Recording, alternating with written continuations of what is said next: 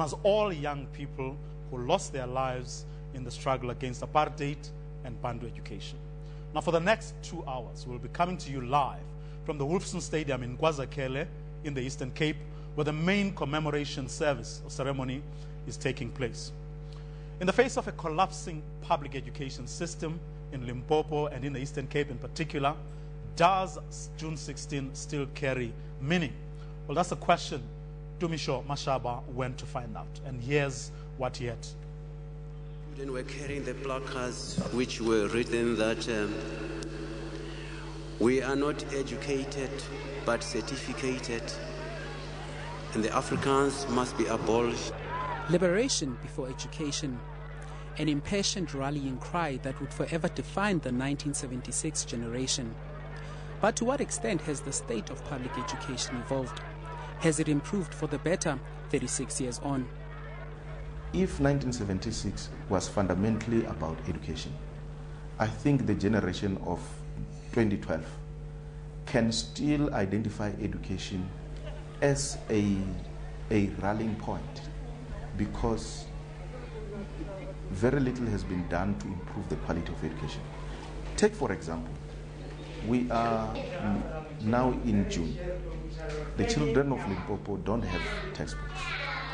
While government's budget on education has risen sharply over the years, the number of learners who enter the schooling system and ultimately manage to make it to university level is alarmingly low. Learners at primary school are not able to read and write at the level that they should. As a result, when they go to university, they are not prepared for the demands of higher education. And that is why in 2002, you had 139 students entering the university, but half of them dropped out. 72,000 dropped out. So is today's youth destined to be hewers of wood and drawers of water, as Hendrik Verwoerd once asserted? Are we not repeating the same injustices of the past by denying them the right to a quality education? In a bid to ensure that today's youth understand and appreciate their history, the National Youth Development Agency recently carried out a historical tour for grade 11 and grade 12 learners. The day started out at Constitutional Hill, where learners visited the notorious Old Fort Prison, commonly referred to as Number 4. Lorraine Mklari, a tour guide at the historical site, explains a method of punishment that was occasionally dished out to prisoners. Sometimes you'll be given about 30 lashes for crimes committed while you're in prison. Then this is how you'd stand, your feet tied up, your hands up here, your head in between. And then you are half naked, and they use different weapons to give you those 20 lashes. Next up was the Apartheid Museum, where learners were taken on an emotional journey of how apartheid was formed and how the evil system was later overthrown by the majority. Very cruel. Abazali the way bakhule ngakhona is not right, and ngocabangisisa the way bakhule ngakhona angiyayiphathi kahle. Even though I wasn't there, even though I didn't experience that, because of them we have the future that we have today. Because of them we have a future that is equal.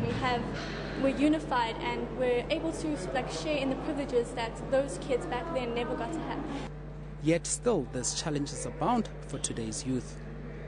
We must be manje that things that are influencing our youth ezimbi like izinto la zokhotsana into ezinjalo. So I think youth manje are a bit lost in terms of amasiko wabo nento ezinjalo.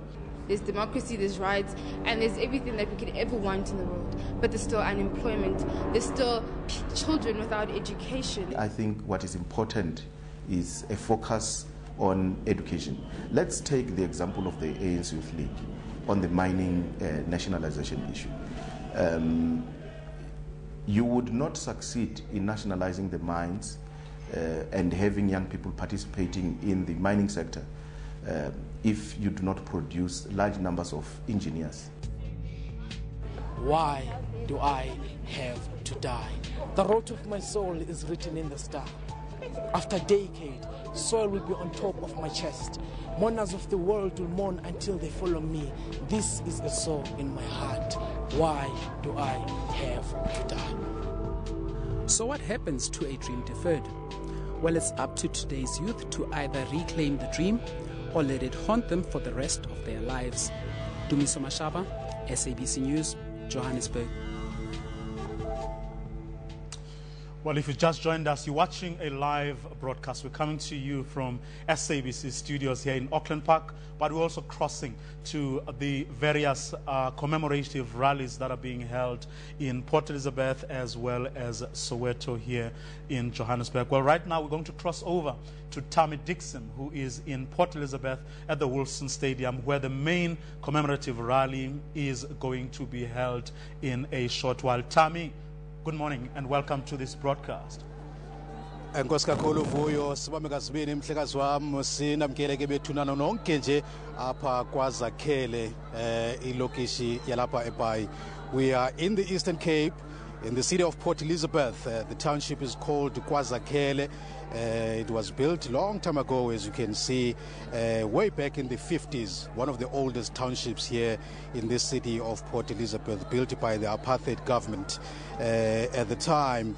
And it went on, and even today is still growing.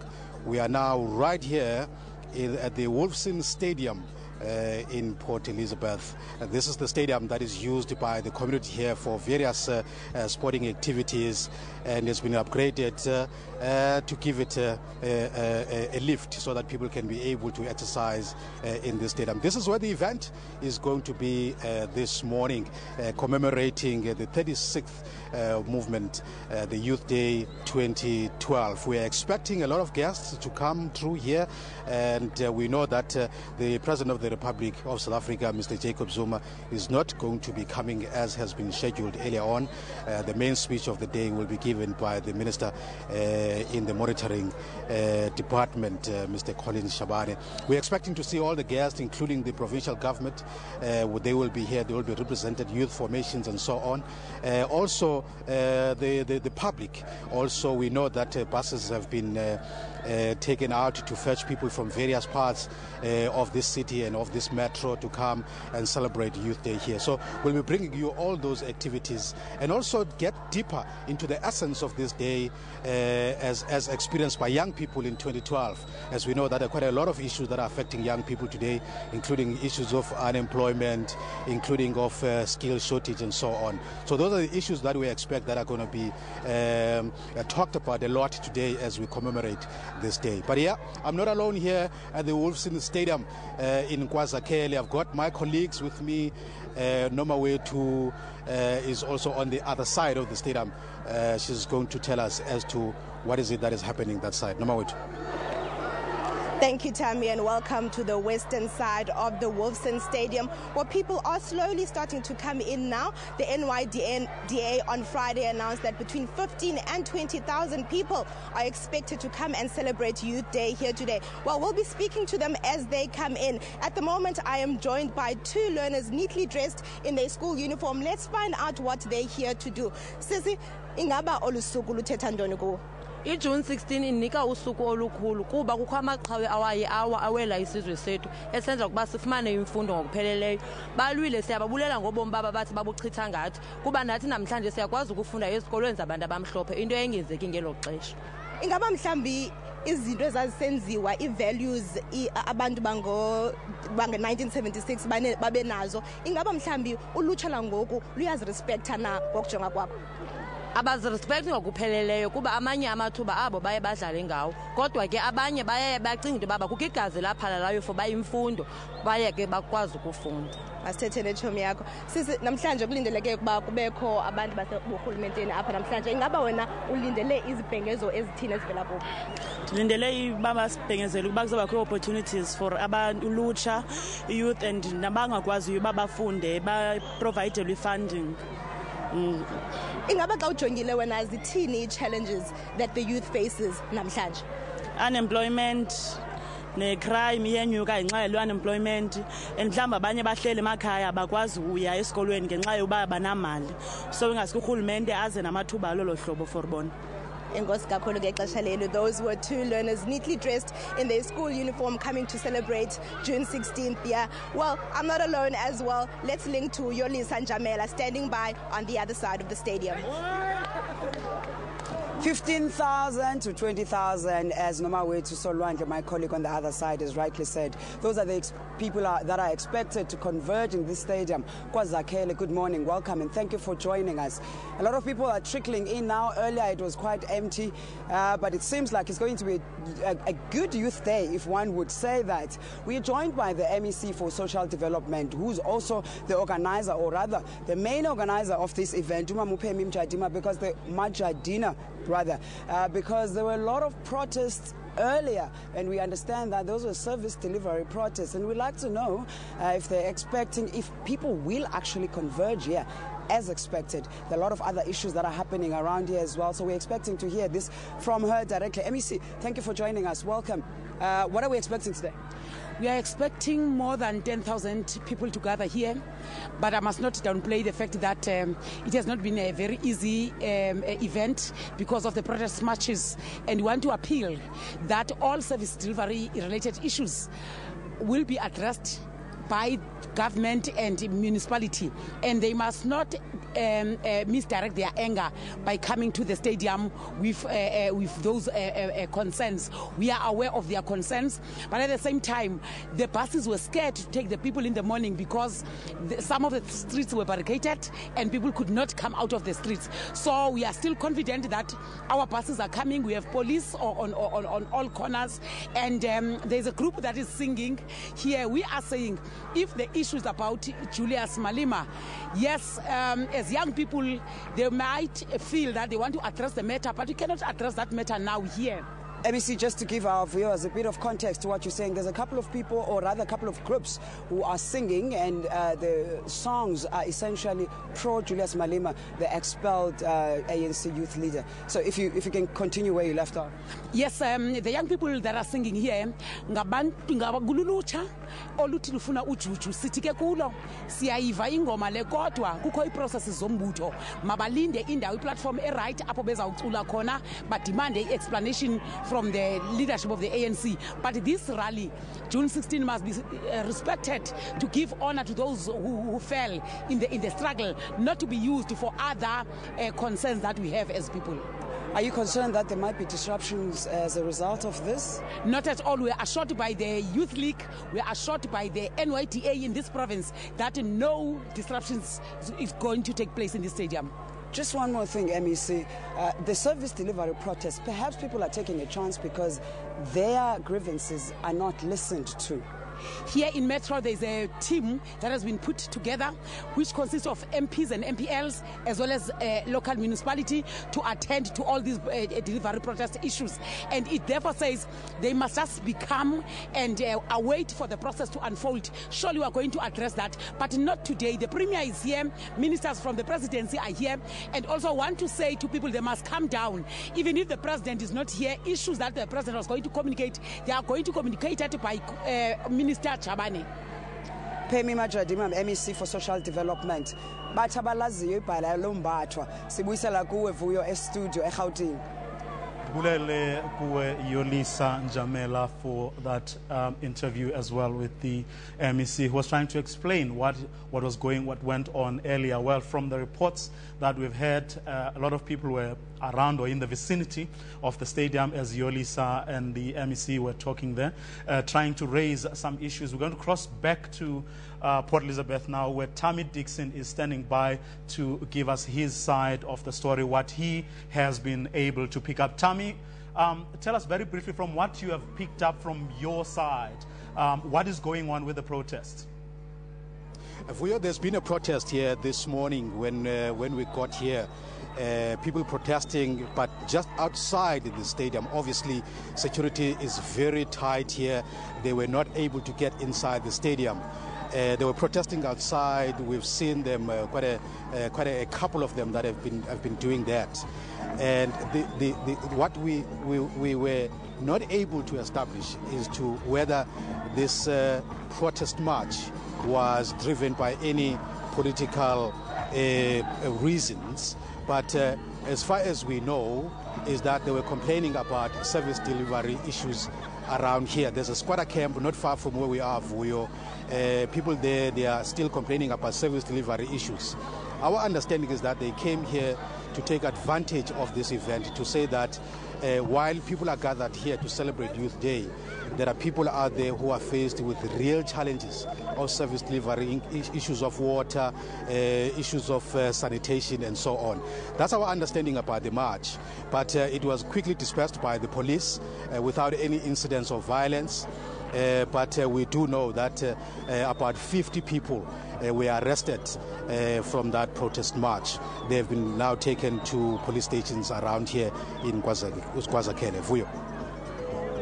If there's any truth to some of the suggestions or allegations that have been made that the Youth League, the ANC Youth League, may have something to do with it, do we know if that is true at all? Have we been able to establish any of that? Well, we couldn't pick up.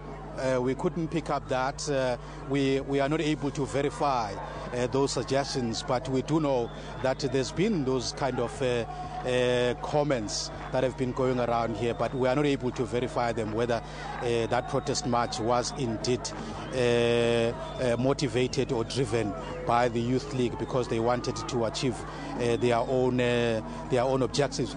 We do know also, Vuyo, that there is an unhappiness in terms of how the 2012 Youth Day has been organized. Obviously, the Youth League is quite conspicuous by its absence in the Youth Day 2012. Normally, they are in the forefront of organizing these events in terms of ensuring that this day is used to highlight issues of youth unemployment, skill shortage, and many other problems that are facing young people.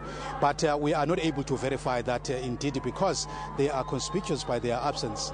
Therefore, they have used other means to make sure that they divert the attention of the day towards some of the issues they probably felt that they are more important. Well, thanks there to Tammy Dixon, our correspondent, who is at the main rally, at the main commemorative, June 16 commemorative rally in Port Elizabeth. That, of course, being where the minister in the presidency, Collins Chabane, will be delivering the keynote address on behalf of President Jacob Zuma a little later on. Well, right now, we're going to cross over to Soweto, where Gillian Pillay is standing by. She's going to tell us what is going to happen or to be happening there over the next hour and a half. Gillian, welcome. Hi, Vuyo. Yes, a celebratory and jovial vibe here at the Hector St. Peterson Museum.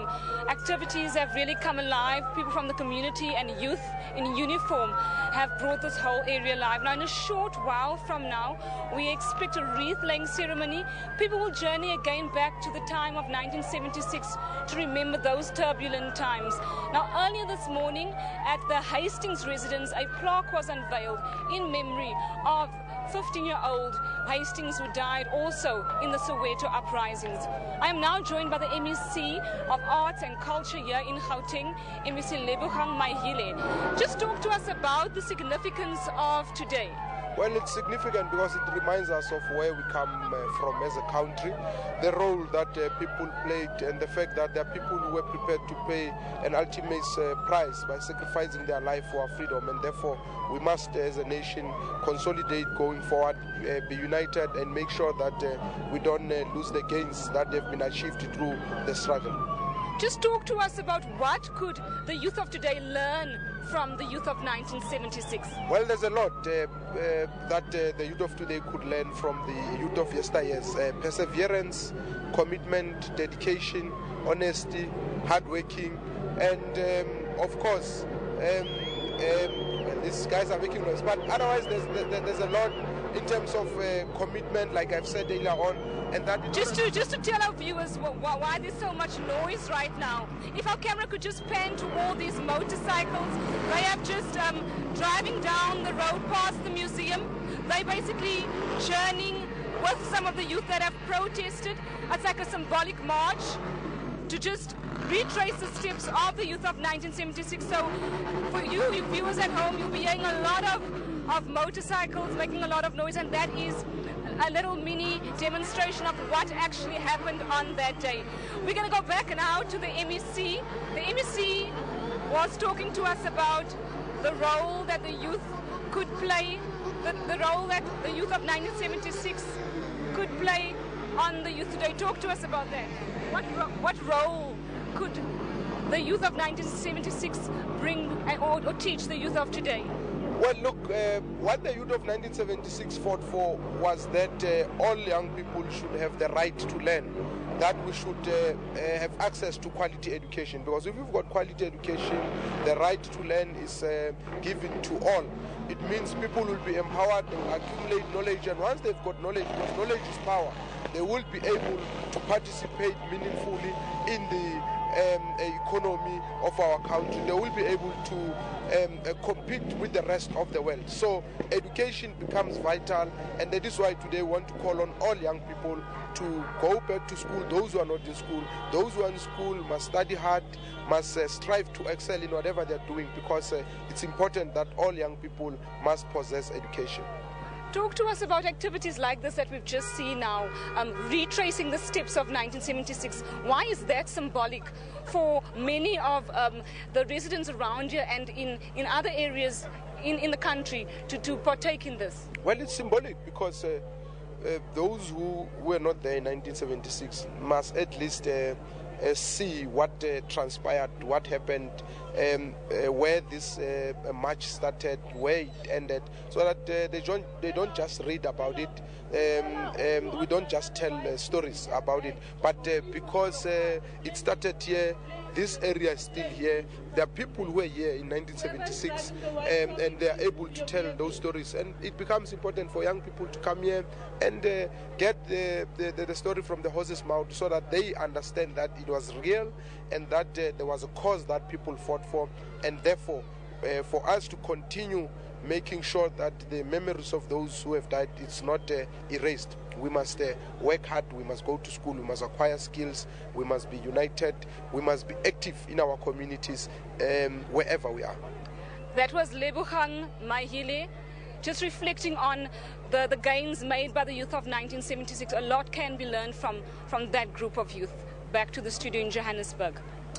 Well, thanks there to Gillian joining us, as you saw, from the Hector Peterson Memorial in Soweto. Well, if you've just joined us, you're watching a live broadcast. We're coming to you from SABC studios here in Auckland Park, but we also have journalists in Port Elizabeth and in Soweto, where some of the June 16 commemorative rallies are being held. Well, here in the studio, I'm joined by Leslie Masibi, who is the winner of One Day Leader, and David Mohale, who is a master's student in management in public policy. Good morning to both of you, gentlemen, and thank you for joining us. Good morning, Vio. Good morning. For you, as aspiring leaders, as people who are young but who already have done quite a lot in your respective fields, what is the meaning of June 16? June 16 is very significant because, first and foremost, we take stock of the ingenuity and the selflessness of the youth of 1976. And, you know, they set the pace. And for us today, what that means as young people is that we need to reflect on what are the challenges going forward to building a democratic South Africa that we can all be proud of, and how do we tackle challenges that are facing young people head on. So we look at June 16 as that commemorative day where we learn from our brothers and sisters who gave up as selflessly, and we also take stock of what needs to be done to ensure that there's progress going forward. Do you think, though, we've done that pretty well? And I'm asking this is because there is a tendency, or one of the criticisms, is that adults tend to preach on the youth. Adults tend to impose their worldview on the youth. And as a result, we're not penetrating young people because we don't talk their language. We don't talk the kind of language that will get them to get up and do things. Instead, we preach to them, and as a result, they never listen. I think there's an element of that. You know, things are changing. In South Africa alone, we have 70% of the population under the age of 35. We are a very youthful population, and there are certain things, dynamics that have changed from the past to today. And, you know, our elders need to understand that even the way we approach circumstances has to be different. And because we are the custodians of the future of South Africa, we need to be engaged at all levels in the process of building a South Africa that we want to be. And in most cases, you find that there's not that involvement of young people. Young people are sidelined and decisions are still being made on our behalf. And that cannot be anything that's sustainable, because we are the ones who stand to be the stakeholders of the future that our elders are building for us. So the best thing is that allow us to participate in the process and allow us to also be part of the solution process, because this cannot be done without including the very same young people that you're trying to deliver to. Well, I mean, David, let me bring you in here. I mean, you started management in public policy. And listening to Leslie here talking about how decisions are made on behalf of the youth, but without them being involved some of the time. What, in your view, is that which the government can perhaps do a little bit better in trying to get the youth to understand, in other words, to convey all the necessary messages to young people in this country? Where are they missing the point, or where are they falling short as a government? Well, thank you very much for the question, Vio. First of all, let me start by saying that I think it is a universal practice that from time to time you'll always find that there is a mismatch between what we intend doing and what actually happens in practice. I think at the level of policy formulation, there is a visibility of good intentions on the part of government to bring everybody on board in as far as determination of our collective destiny is concerned. Perhaps what has been lacking, identified as a weakness or a gap rather, is that I think all of us need to appreciate the importance that public policy is essentially about the beneficiaries. It must be about those that it is intended to improve their quality of lives. Of course, administratively, there might be a lot of hurdles that one has to go through in terms of making sure that you bring everybody on board. To date, one could argue that despite the fact that we have done very well in terms of development of complex policies, there is evidence that our inability adequately to involve those that must benefit from these policies has been our greatest weakness to date. And I don't think that, yes, government has got an important role to play, but it is crucial and critical as well that even young people themselves do realize that they must not only wait for the government to extend an olive hand as if they have been done a favor. They must equally take a responsibility to make sure that they do participate, they do have access to information, follow up on what government is doing, and mobilize and encourage other young people to take part in these activities.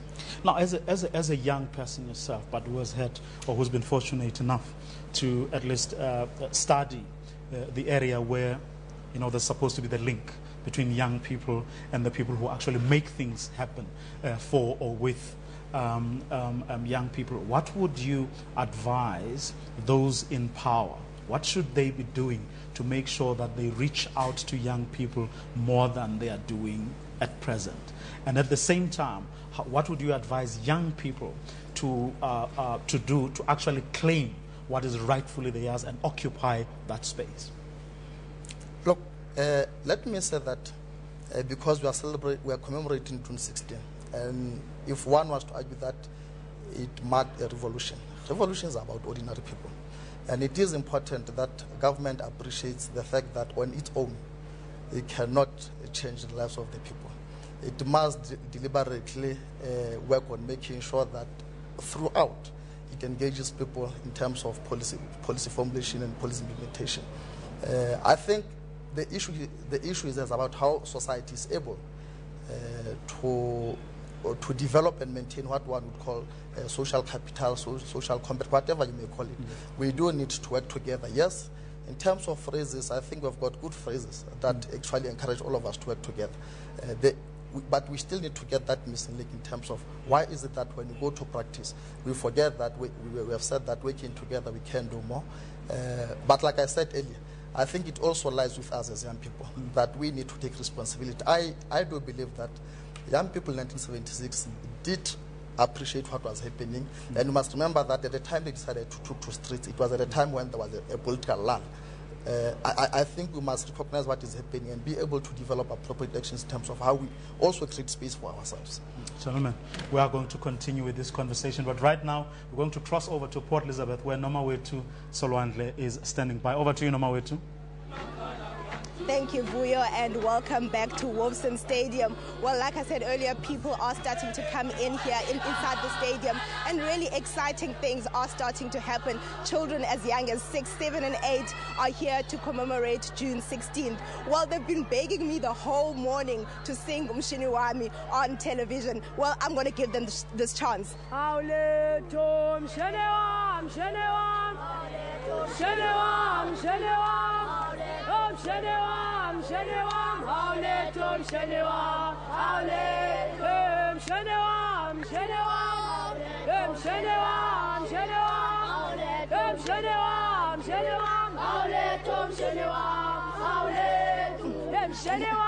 right, thanks, guys. I think they've had their chance there. Well, one of their friends seems to be very, very smart. He understands politics. And like Tammy this earlier said, there were protests here this morning. And he actually understands what's going on. So let's talk to him and find out more. Well, protests because the youth today is working hard. We want to become the next president of South Africa. We're working hard. Back then, the youth died for our future. So I would like to say we work hard and then become the next president, and we take over and do the same for our futures. What do you think are some of the challenges that are happening in your community at this point in time? Why do we see so many protests? People don't want to focus on their studies. We have stadiums here, as you can see, but the people here wouldn't let us play soccer or coach us do rugby and that stuff. But there is one man who coaches us and lets us play sport. We have freedom to sport. We have the right to play. And I could say we're working hard to do well. From your understanding, why were the people protesting this morning? Well, they say there are shacks all over around here at the top, but they say that shacks are going to move in 2014. So we will just wait and be patient. Thank you very much for your time. A very intelligent young man there telling us more about the politics and what's happening around his community. Very exciting times indeed. For now, let's cross to Yolisa, who's standing by on the other side. Yeah, thank you so much. Nomawethu Solwandle, my colleague on the other side. We're back in the other corner of KwaZakhele Stadium, eBhayi. We're now joined by the manager of Deja Vu Dance Crew, Godfrey Stanley. The crew is actually going to be representing South Africa in Las Vegas, is it, or is it Los Angeles? Las Vegas. We'll find this from him, all this information. But it's celebration today. It's about the Youth Day. So we're talking all things youth related. Godfrey, welcome and thank you for joining us. Tell us a bit, in fact, tell us briefly first about the crew. Okay, the crew consists of 9 members, but currently here we have 6 members that are going to dance here today at this stadium, Wolfson Stadium in KwaZakhele, Port Elizabeth. Deja Vu is a hip-hop dance crew. Last year they represented South Africa at the World Championships, and for the first time they came 31st. And this year they qualified again to represent South Africa at the World Championships, and we're planning to do better this year with the support of South Africa, and we call upon all youth to support them in the endeavor to attain success. How does it come about that they're actually going to represent the country in, you said in Las Vegas, right? Las Vegas. They qualified at the SA Championships in Cape Town. It was held most recently, and subsequently they are selected to represent South Africa. And other young people can get this kind of opportunity how? If they commit themselves to dancing and they love dancing and are willing to learn more about dancing and develop their skill, they can also become a successful dancers and represent the country.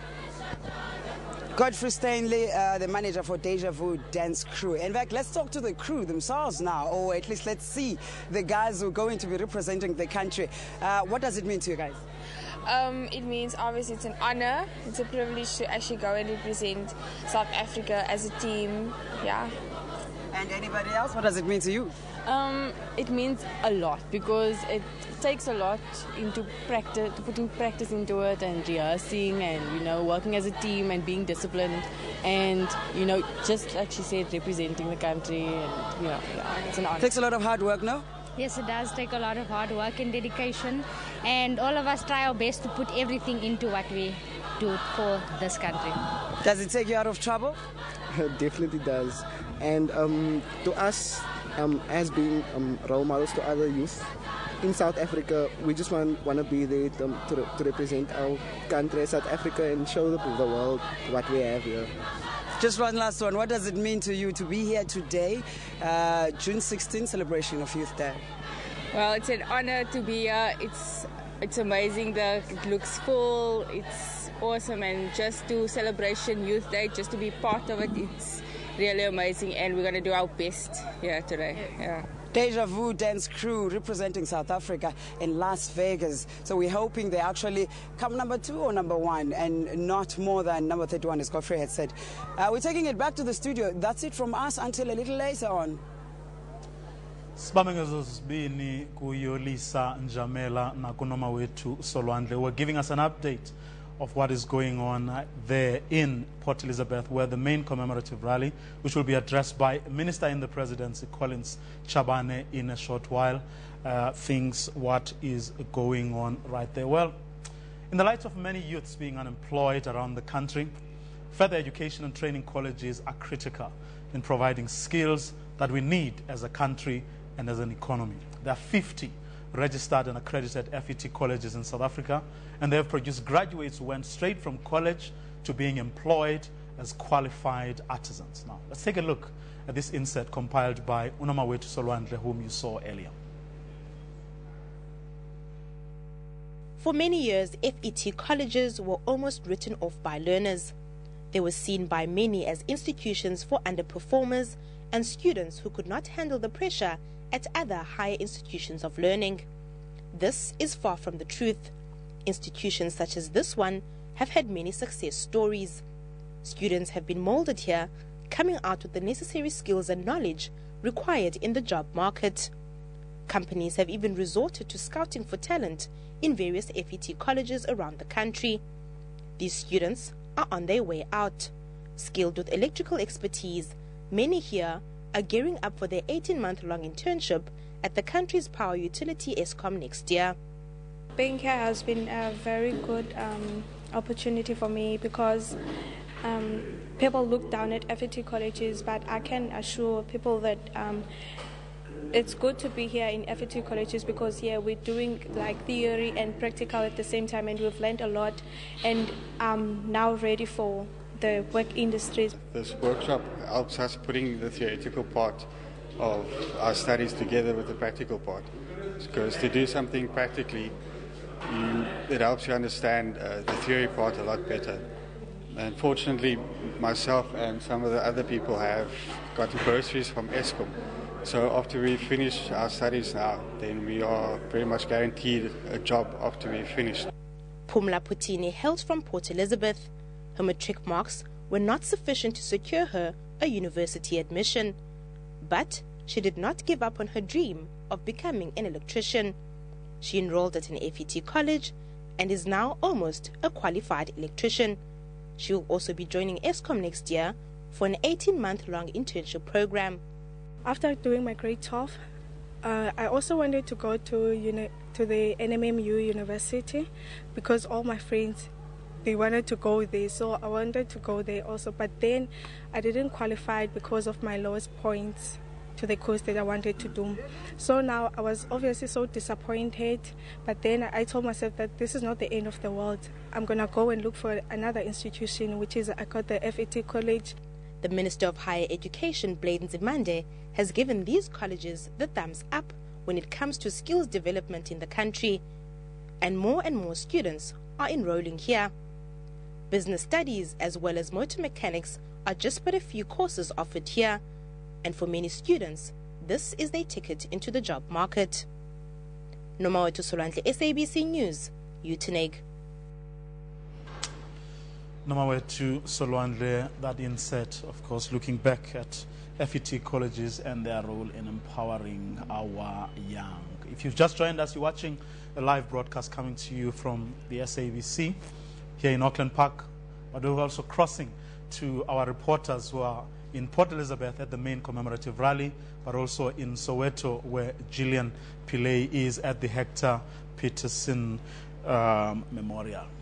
As the country commemorates Youth Day, SABC journalist Lumko Jimlongo looks at the work and challenges faced by the National Youth Development Agency in the Eastern Cape, and he compiled this report. The Eastern Cape, largely rural and underdeveloped. Poverty and unemployment are rife in this province. Over 1 million people are jobless, half of whom are young people, who the National Youth Development Agency has made a priority. Ndingamile ngoku dala ndifuna umsebenzi iminyaka so hleli ndi-interested kwi-business qha bendingayazi uba ndizawuya komphi umnyango for uba ndincedwe, so for me I think izawuba luncedo. Ikhona bhuti imizamo ekhe ndiyenze but ayiphumeleli. So like if i-CV ndine-CV zam ndizifake kwindawo ngendawo but ngenye ixesha ndibizwe ndingaphumeleli, ngenye ixesha ndingabizwa ufumanisa into yoba kwezaa nto zam ndinazo mna phaa kwi-CV zezi zingafunekiyo kule ndawo ndizofaka kuyo. The National Youth Development Agency was established by the government with exactly this in mind, all with the end result of reducing youth unemployment and promoting social cohesion. Its 2008 formation, through an Act of Parliament, was the result of the merger of the Youth Commission and Umsobomvu Youth Fund. 4 years later, the agency's leadership is calling for a restructuring to better fulfill its mandate. This NYDA leader, for instance, points to how the Eastern Cape government is failing young people because of its own red tape.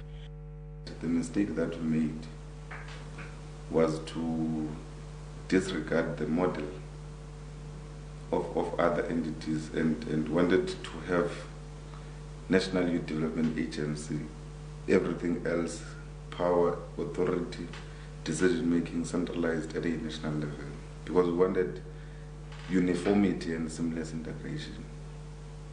But that uniformity fell short of appreciating the spheres of government that we have in South Africa. A challenge the National Youth Development Agency admits to not having capacity to fully address. When the National Minister of Treasury allocates budget and appropriates for the National Youth Development Agency, they do that for the National Youth Development Agency in the true sense of the word, and disregards that you still have provincial boards which must establish their own which must staff their own organogram. Despite the challenges, great strides have been made. Testifying to this is this fashion designer, whose business has grown after assistance from the NYDA. Before ndiye kwi-NYDA bendingakwazi ukuba ndibe ne-access kwinto ezidibene ne-internet, ndikwazi nokunika abantu i-business cards zam, yonke into edibene nomakhetha i-business yam. Ndahamba ndayocontacta i-office yase-NYDA, bakwazi uba bandilungiselele yonke into eyokwenza ne-marketing. Ngoku ndiyakwazi into yoba abantu bandifumane, bakwazi undifowunela, bakwazi uba ndithi xa befikile ndibanike i-business cards zam ndingababhaleli emaphepheni. Yeah, so ndiyababulela kakhulu NYDA for the effort that they've played in my life and to making my life easier and being able to be accessible. For many like Noxolo Sichanga, life has changed for the better, thanks to the youth agency's existence. We've been able to assist young people. They've opened businesses, some of them in East London, some in Mthatha, some in Nelson Mandela Metro. We've also been able to assist young people get work, young people who are in construction, because we liaise with government department and say, from where we're sitting, we think that we must prioritize these young people. We have a database of civil engineers here, we have a database of construction workers, GP and CE and all of that. We have always engaged government departments to say, and government entities to say, in whatever that you do, for you to report correctly on youth development, we must appreciate and we must know what we are doing, and we must be a feeder to your own KPIs. A recent provincial job summit has seen commitment from government and the private sector to address youth unemployment, a commitment welcomed by the many qualified young people who are unable to find a job. And with the assistance of the National Youth Development Agency, it is one that is set to bear fruit in the near future. Lumko Chimlongo, SABC News in the Eastern Cape.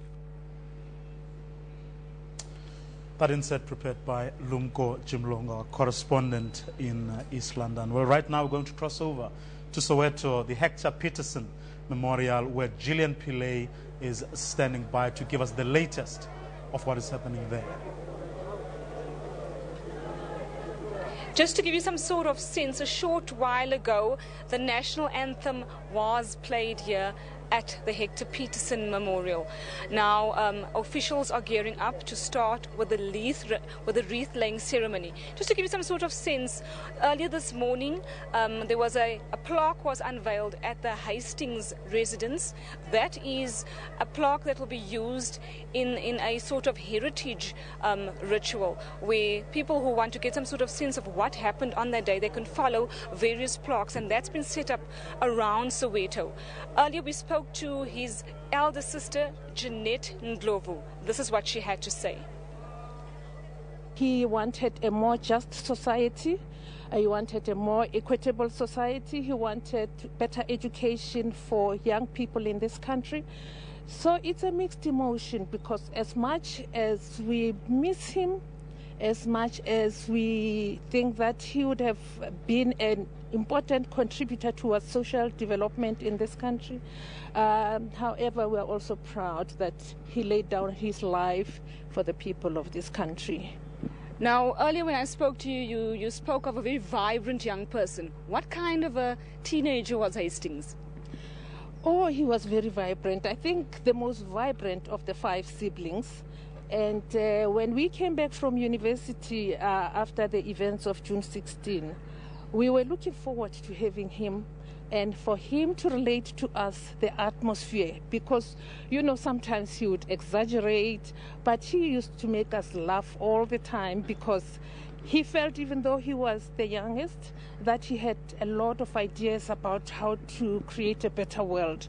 And so, you know, we were looking forward to that. And unfortunately, days after we were looking for him, we didn't know where he was. And then it was devastating to hear that he's one of those that were killed, actually shot between the eyebrows. So it's hard to even think about the cruel way that he left this planet. But what is consoling to us as a family is the fact that we have now a democratic South Africa, so his death was not in vain. Talk to us about, and I'm sure you get asked this all the time, just to share with the nation also, when you guys were able to find out that he had died, that he was part of the teenagers who had died on that day, how was the news broken to you guys? We had gone out to hospitals, to prisons, just about everywhere, trying to find him. And then one morning my mother left with my younger sister to go to the hospital. And I'm told as they were walking into the ward, one of the nurses whispered to the other and said, "That is the boy who came here, the first victim who came here." You know, and so we were all devastated. We went to the morgue to look for him, and he was lying beneath a pile of other bodies of children. And so it was just devastating for the whole family. My father was very angry because that was his youngest son. How do you mow down a child? And I think for him as a teacher, he felt that every child is his child, and here was his child also lying down there amidst all those bodies. So it was devastating.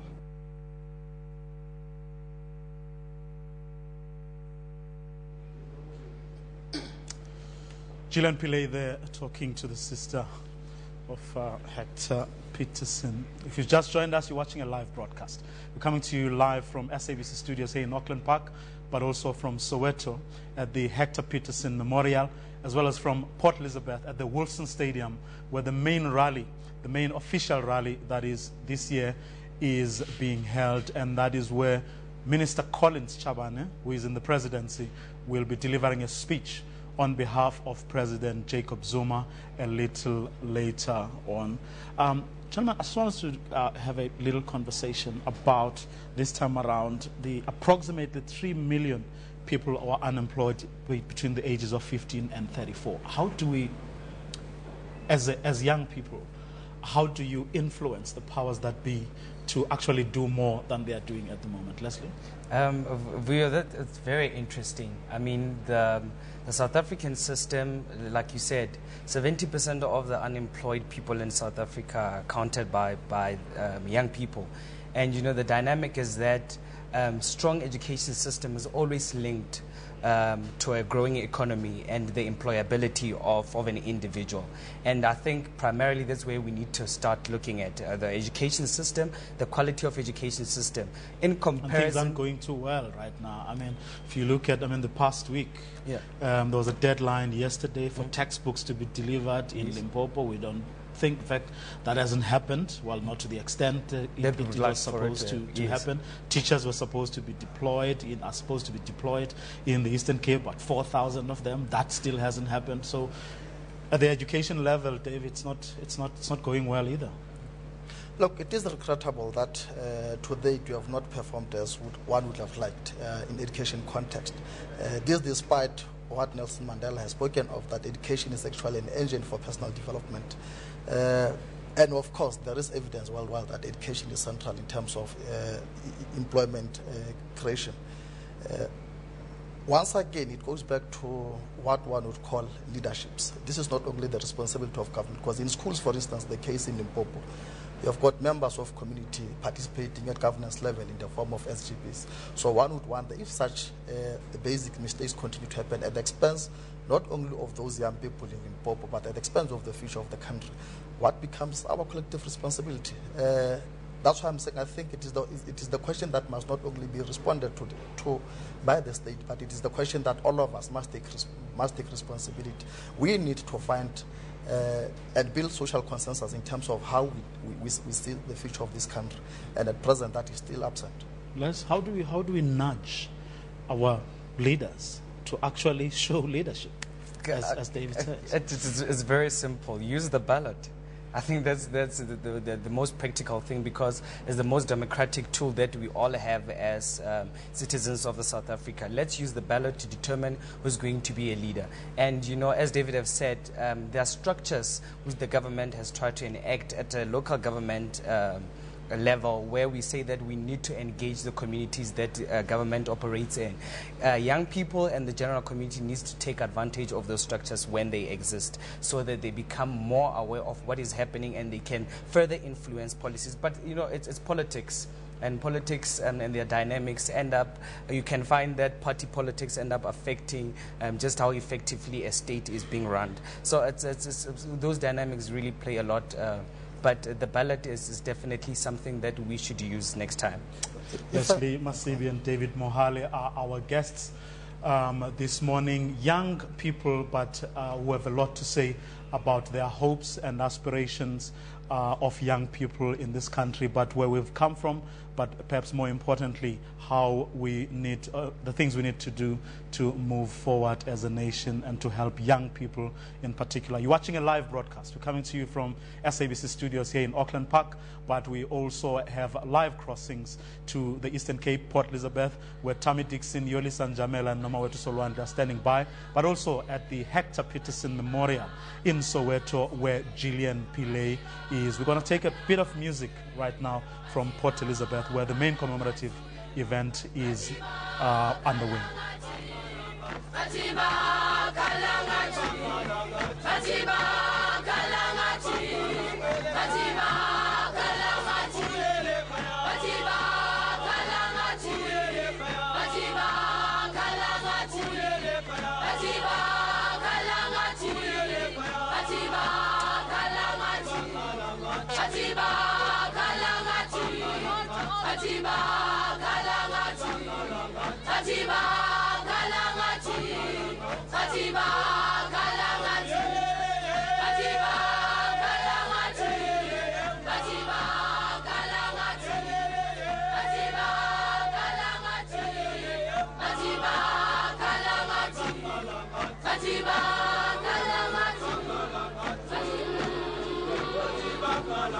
I can hear you. I can hear you now.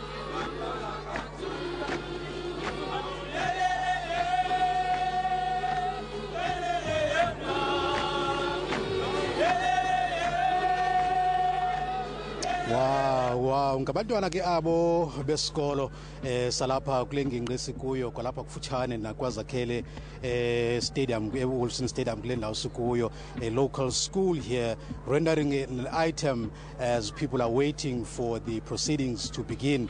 They've been scheduled to start exactly at 10 o'clock according to the program that we have been given this morning, and now it's almost an hour later, almost 11 o'clock now, but the proceedings have not commenced yet. As you can see behind me, the stage is set. Those are the chairs that are waiting for the dignitaries that are going to be presiding over this commemoration here today, but they have not started taking their chairs right now. We do know that Minister Collins Chabane, who will be delivering the main speech here, is on his way to the stadium. He may have arrived now, but probably in the holding room. But the proceedings have not started. People have not lost interest whatsoever. There's quite a sense of a lot of activities that are taking place here. There's music, there's activities that are taking place around the stadium as well to keep people occupied as they wait for the proceedings to begin. With me now I have the CEO of the NYDA, Mr. Stephen Ngubeni.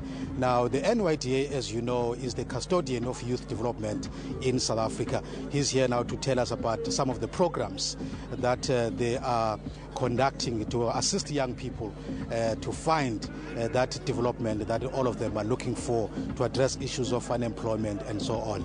Mr. Ngubeni, welcome. Very good morning to you, Tammy. Right. Are you disappointed that this event has not started yet? I mean, it was scheduled to start at 11 o'clock. People are waiting and the event has not started. Yeah, well, there's a couple of buses that are still being awaited from around the area. So perhaps it would make sense for us to start when the stadium is a bit full, but I'm sure that we will commence in no time. Yes, some elements of disappointments, but yeah, we are hoping that in no time we'll be able to start. June 16, in relation to the challenges that are facing young people today, does it still have a ring in young people today, given the amount of problems that they are facing? Many young people are not working. Do you think that they still have that understanding of the significance of June 16? It's a very important day and it must be understood as such. It is important because this is the period at which young people took it upon themselves to start a revolution that would have brought about the freedom that we're enjoying today, the democracy that we're enjoying today. They had at that time identified for themselves the reason for them to be part and parcel of the struggle. And it is more relevant today because young people have got a reason to start a struggle, to fight for their better life and so on and so forth. And this struggle has got to do with their economic participation. It has got to do with their employability. It has got to do with their desire to own businesses and to create even more employment opportunities. So they've got a cause to actually remember the youth of 1976 so that it can inspire them today in the struggle course that they are beginning. Now talk to me briefly about the programs that the NYDA is doing for young people, particularly economic development and employment of young people. Well, the National Youth Development Agency, as you correctly said, is the custodian of youth development, but in the main it must be understood as the main catalyst for youth development, because youth development is not resident upon one agency that is, as we all know, is underfunded, an agency that can only reach a few young people. Youth development belongs to everybody, to all and sundry, government departments, municipalities, provincial governments, but most importantly, those who are responsible for the bigger part of our GDP, the private sector. They are also part and parcel of this responsibility. So the NYDA, its responsibility is to mainly facilitate their participation. We focus focus mainly on unemployment, making it a point that we give the young people the necessary skills for them to be employable. We give them life skills, we give them technical skills. We also mobilize others to do the same. We focus on giving them opportunities to start up businesses. We train them in entrepreneurship development. We support them with loans that we are giving to them. We support them with mentorship. But we are also calling upon all and sundry to also join us, because the backlogs that we are faced with out there are too great. 8 million young people, economically active young people, idling out there. The NYDA is only able to reach about 1.5 million a year. But then there's a criticism that the NYDA is not necessarily reaching out to many young people out there, with most of its money going to people who are running the organization itself. What do you say on that? Can you repeat the question? I'm saying there's a criticism that the NYDA is not reaching out to many young people who are deserving out there, but most of its money is instead going to its leaders. What do you say on that? Well, it's a misconceived accusation. What is correct is that the NYDA is not reaching out to majority of the youth of South Africa. But an allegation that seeks to say it only goes to the leaders of the NYDA or leaders of a particular political party are inaccurate and incorrect. Because on an annual basis, we issue annual statements, and with that we claim that we have performed, how many vouchers we have given, how many loans we have given, and if people are interested in seeing the lists of those that are given these loans, those that are given these vouchers, those are assisted by the NYDA, so that they can determine whether these people are these very same leaders, whether these young people that are assisted come from a particular political party, then they might find better answers. But I think it's just a rumor that is begun, and unfortunately it is misleading quite a great number of our population. It is worsened by the fact that indeed young people are impatient, young people are anxious, they no longer are prepared to wait for things to happen by their way. They are waiting for employment, they are waiting for opportunities to come. So if you raise such an issue like that, they are quick to grab it, because that is what they are only left with to believe. Mr. Ngobeni, thank you very much for your time. It has been our pleasure. Okay, man. Well, that's the CEO of the NYDA, an organization that is really trying to help young people there. Quite a lot of activities are happening here at the stadium. I heard the chairperson of the event trying to organize the forces, trying to call the attention of people. It does appear that perhaps they're going to start, but there are some cultural activities that are going on. Let me go now on the other side of the stadium to my colleague Nomawethu Solwandle to hear as to what it is that is happening on the western side of the stadium. Nomawethu.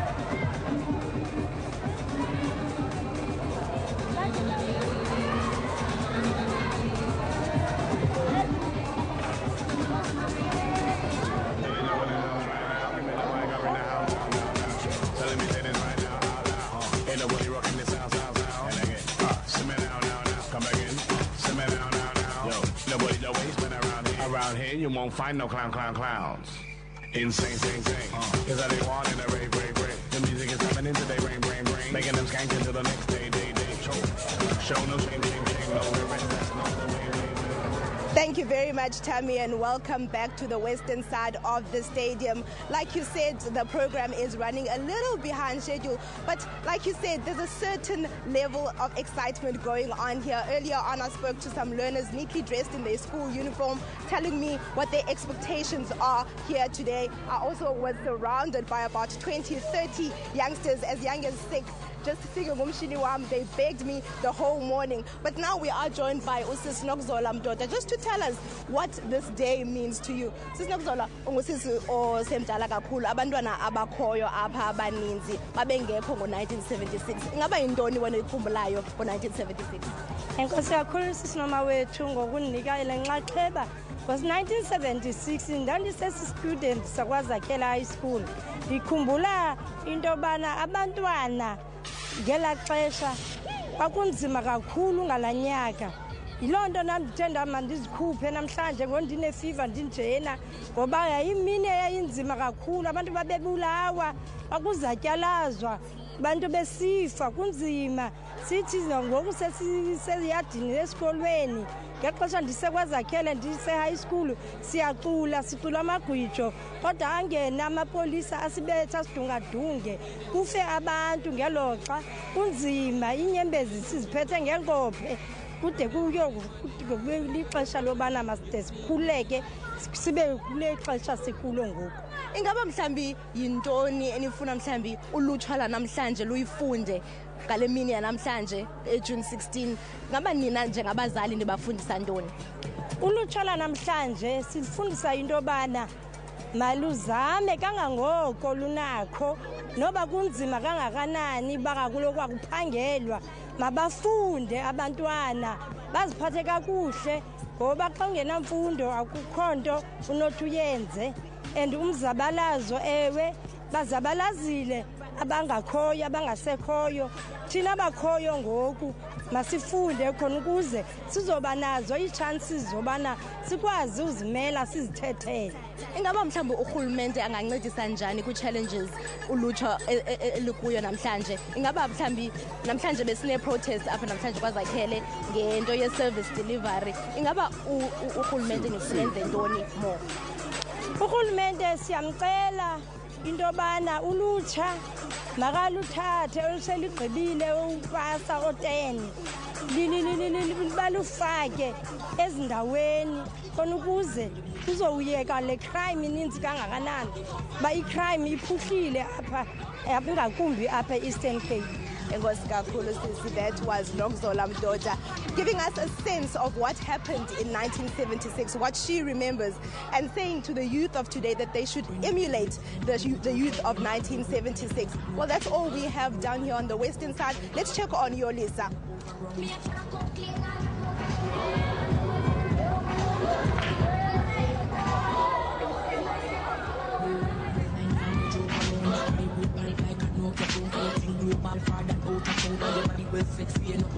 Oh, bacchanal.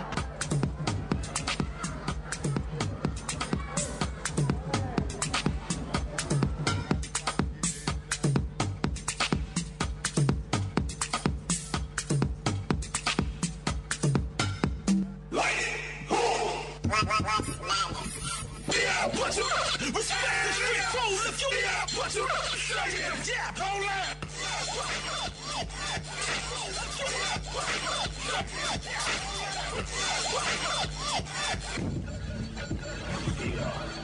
The caveman rocker,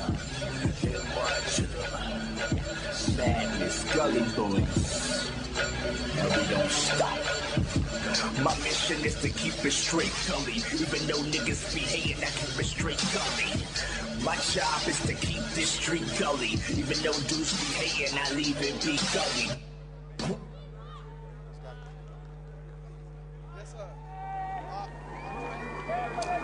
Deja Vu Dance Crew, the festivities are continuing even though the program is quite late.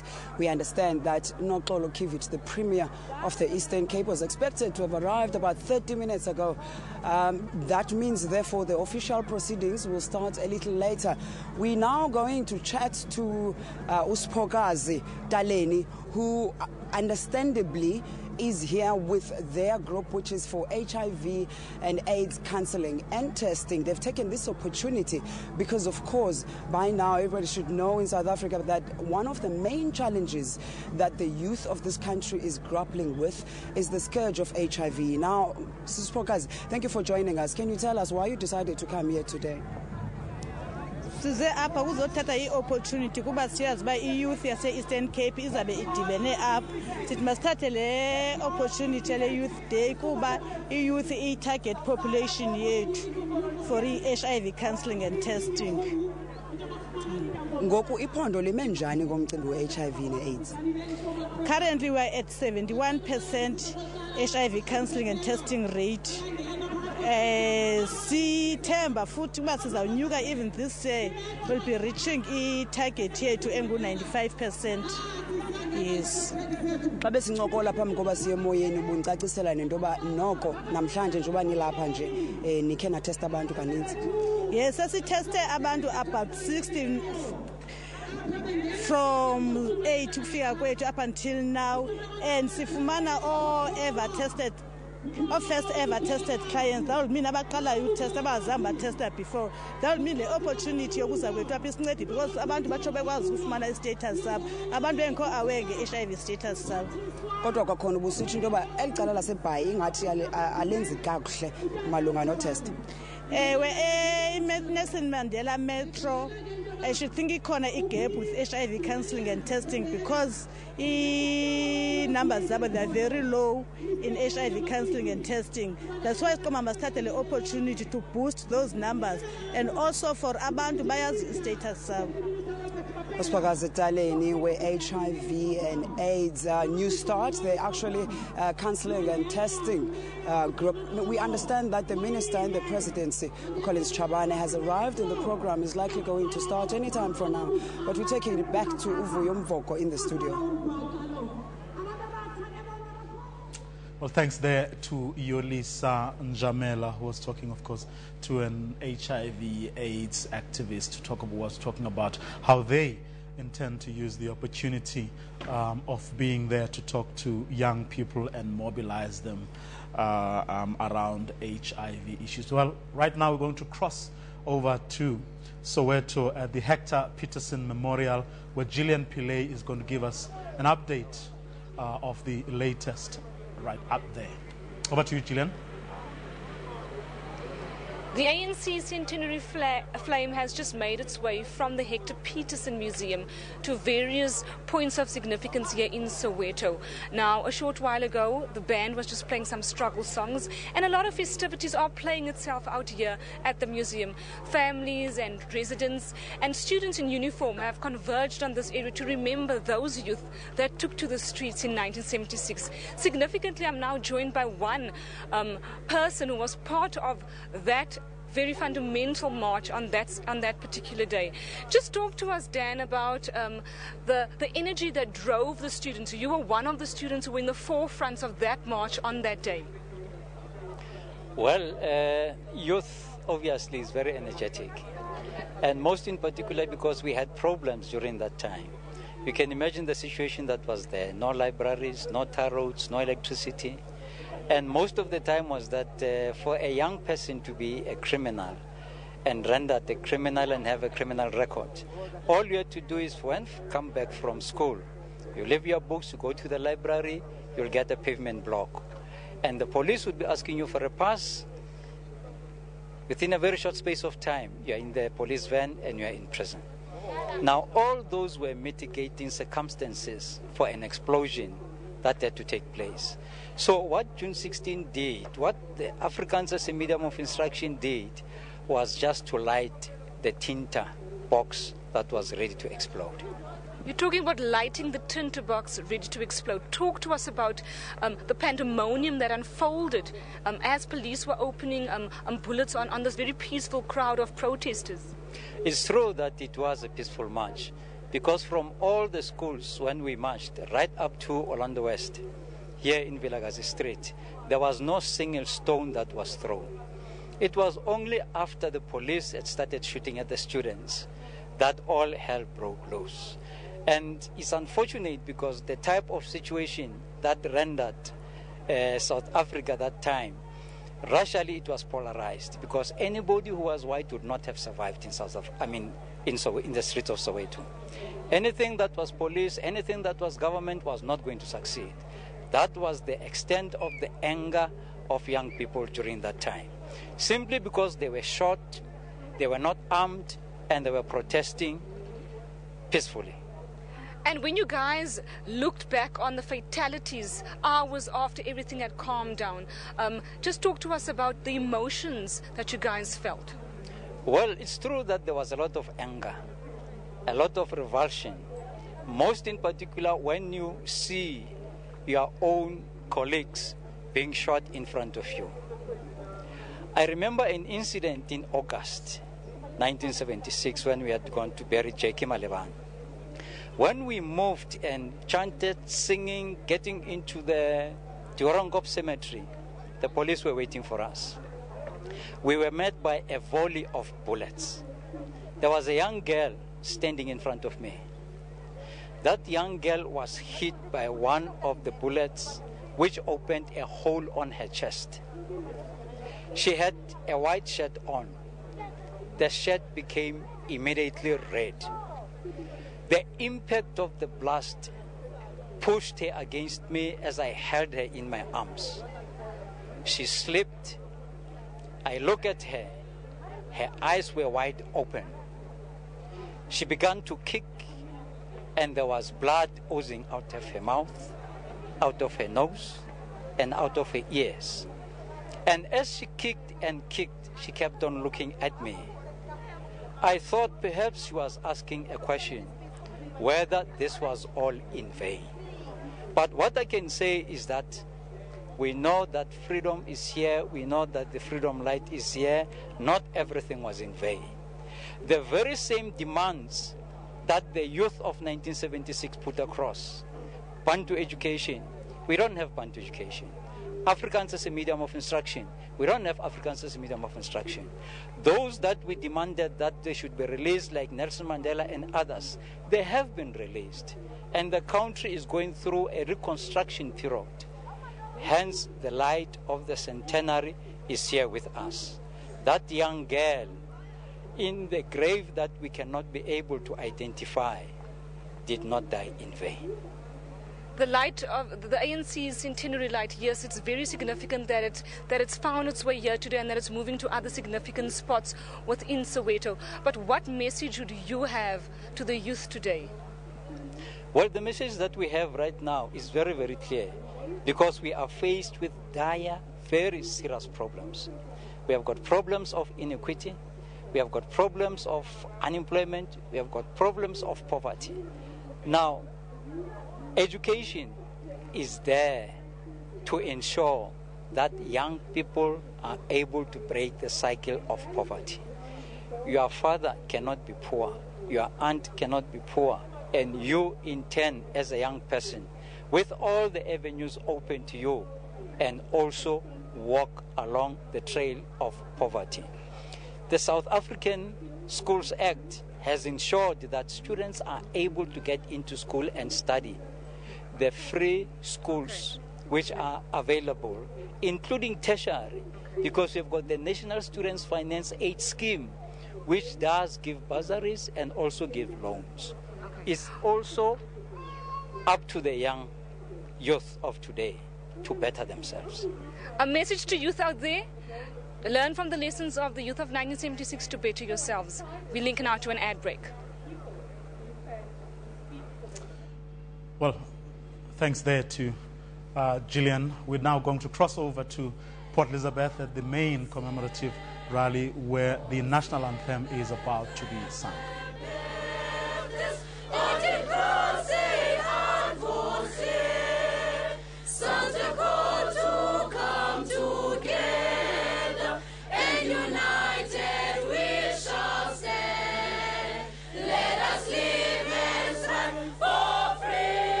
Thank you very much.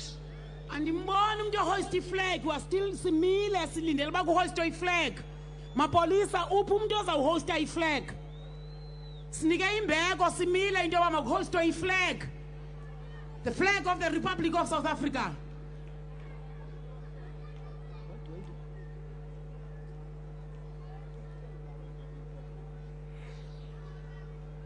At a particular time will allow subs to hoist the flag, because I don't see the person that was deployed to hoist the flag. Can we stand up kwakhona sonke siphakame?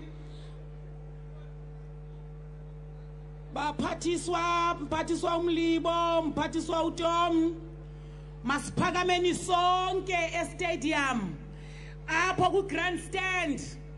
Grandstand, ndicela niphakameni, khange niphakame naku national anthem nina ndinijongileyo. Sicela baphakama abobhutana apho. Mbaphakamisa nabasecaleni kwakho. Ngoku sonke sizakwenza umzuzu wokucinga nzulu ngabo bathi bawa edabini besiwa kwidabi lokulwela ukukhululeka koMzantsi Afrika. Yaze impendulo xa bebephethe iplacards yabazimbumbulu. Silapha ke namhlanje kule mini yenkululeko yama-36 wokwazisa into yoba abantu abatsha bake balithathela kubo idabi lenkululeko. A moment of silence in memory of those who lost their lives on the June 16, 1976 uprising. Wonke ubani ame athi ngci kuloo ndawo akakuyo athandazele okanye enze meditation ngaphakathi. Ndinika elo thuba ke.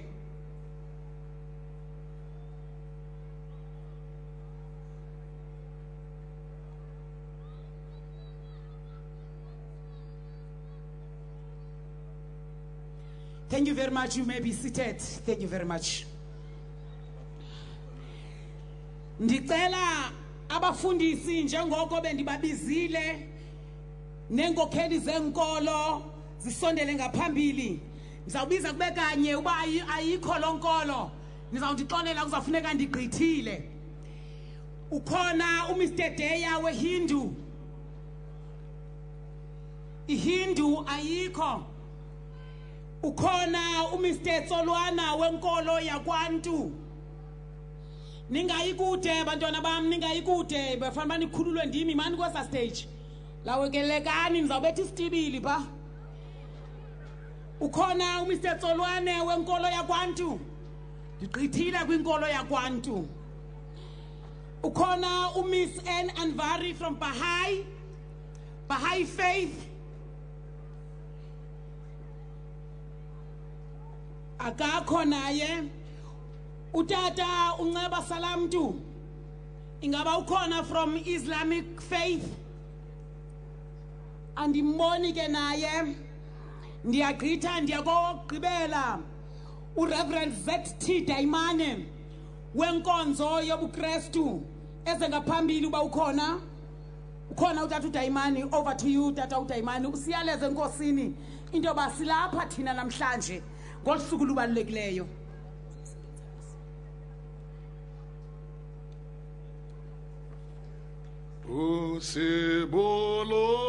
Usiboloke o Seboloke usiboloke murena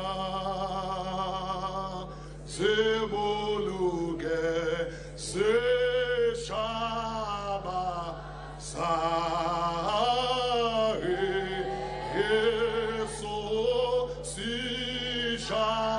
Basa Africa Usiboloke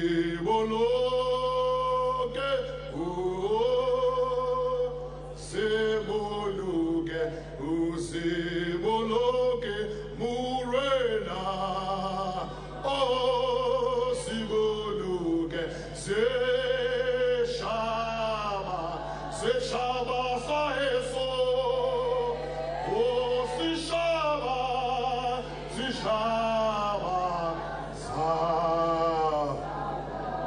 One more time, please. Usiboloke,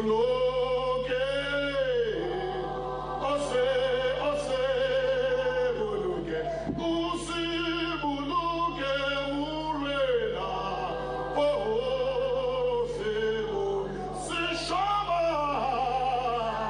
se shaba, se shaba, se so, se shaba.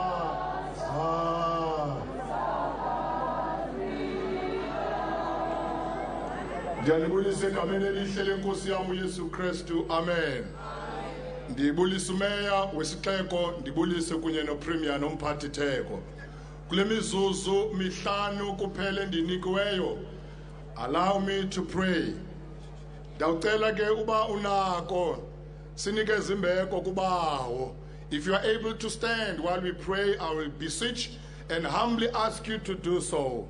As you're about to talk to the Lord, as we're about to talk to the Creator of heaven and earth, as we're about to talk to God Almighty, who against all odds has preserved our country. So many prophets of doom declared that there will be a civil war, there will be bloodshed in this country, but God Almighty with his mercies has preserved our nation, and we stand today in glory to the Lord. We stand today and we give him all the praise and glory. May we bow our heads and pray.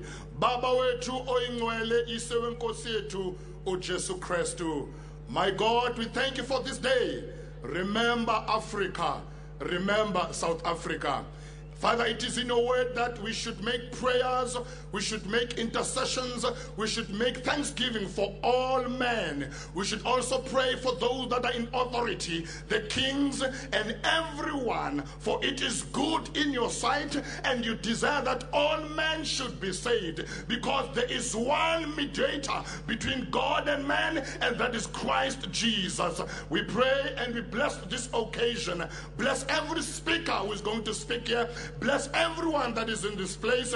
Father, as we remember June 16, we also remember those that are no longer with us. We remember those that have fought for the cause. We pray for young people, that among the young people of our nation, you will raise people that will not only die for the cause, but people that will live for the cause. We pray that among young people, you will raise godly men. You will raise teachers and pastors. You will raise magistrates. You will raise doctors. You will raise people that will take our nation to the next level. For in you we live. In you we have our being. In you we trust. We dedicate our country. Bless Africa, oh God. Bless South Africa. And Africa will be saved in the name of Jesus. And the whole congregation say amen. Siyabulela kakhulu kuwenya wonke mmeli kwaThixo ehlabathini osondeza kumdali wethu. Sifumenele inkululeko kuba kaloku benisikhokhela as interfaith. Thank you very much. Today we are gathered here at the 36th anniversary of 1976 Soweto uprising, as well as to celebrate the third anniversary of the NYDA, whose mandate was to initiate, to design and to coordinate, as well as to monitor all programs aimed at integrating the youth into the economy. Economic freedom during our lifetime. Sifuna ukukhululeka ekwezomqoqosho ngoku. Nifuna ukukhululeka nini bantu abatsha? Economic freedom during our lifetime. Nifuna ukukhululeka nini kwezoqoqosho? Ngoku batsha bantu abatsha. Mzansundu High School. Phakamisani uPremier waliphondo uBhelekazi. Uqunta ulanga lokulunga umpangazitha nisho isitibili sibeshushu isitibili khona ukuze azosamkela uPremier waliphondo. Over to you. Basathatha chu ndiyambona uformer chairperson we NYDA uComrade uAndile Lungisa uqondile into abamakabekho apha njengomuntu omtsha uke wakhokhela NYDA. Etha Comrade Lungisa etha. Over to you apho kwayara. Masibuyele kaya. Buyele kaya. Masibuyele kaya. Batiba kalangati. Batiba kalangati.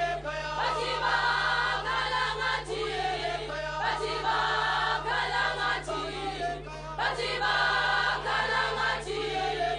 Batiba kalangati. Batiba kalangati. Batiba kalangati. Batiba kalangati. Batiba kalangati. Batiba kalangati. Batiba kalangati. Batiba kalangati. Yeah! Kalangati. Bruto yesa. Kalangati. Hayi Tabisa. Bayale labantwana thini bathu? Batiba kalangati. Batiba kalangati. Batiba kalangati. Batiba kalangati. Batiba kalangati. Batiba kalangati. Batiba kalangati. Batiba kalangati. Bruto. Yesa bantwana bam. Batiba kalangati. Batiba kalangati. Batiba kalangati.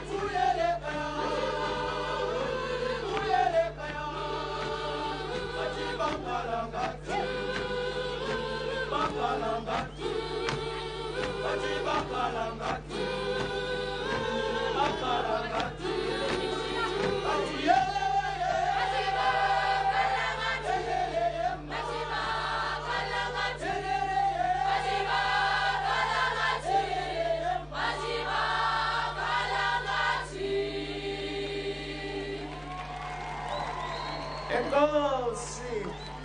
Enkosi bantu batsha.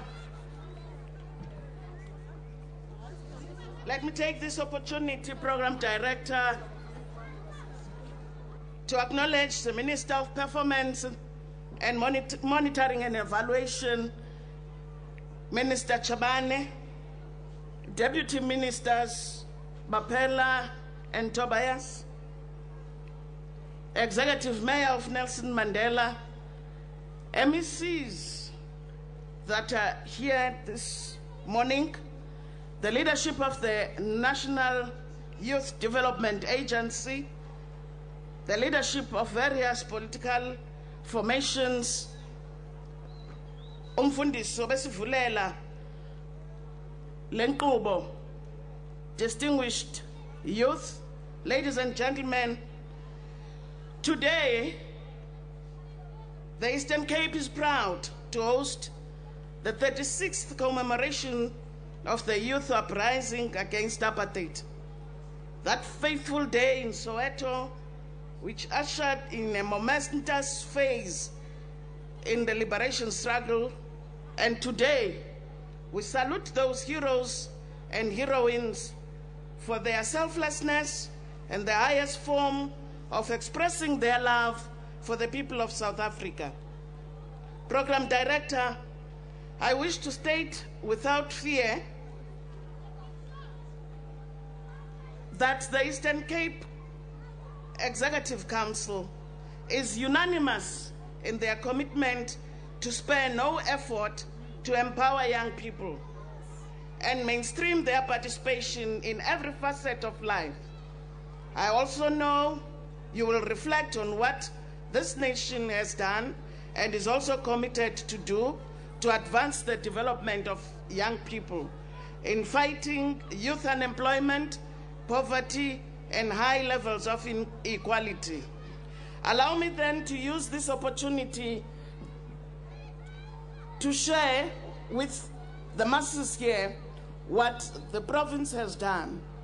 We need to share with the people of this province that we set aside hundreds and use those hundreds of millions over the past 3 years to advance the youth through skills and bursaries. Over 60% of the 110,000 jobs created through the expanded public works program was for young people. In collaboration with KUHA, some will remember that we trained over 500 young people just this last year. Enterprises owned by young people that gained significantly from government's preferential procurement framework doubled over the last 3 years. In 2008 financial year, 3.8% of all procurement transactions with a minimum value of 100,000 went to enterprises owned by young people, with a monetary value of 123 million. That has increased to date to 8.1%, amounting to a quantum of 226 million.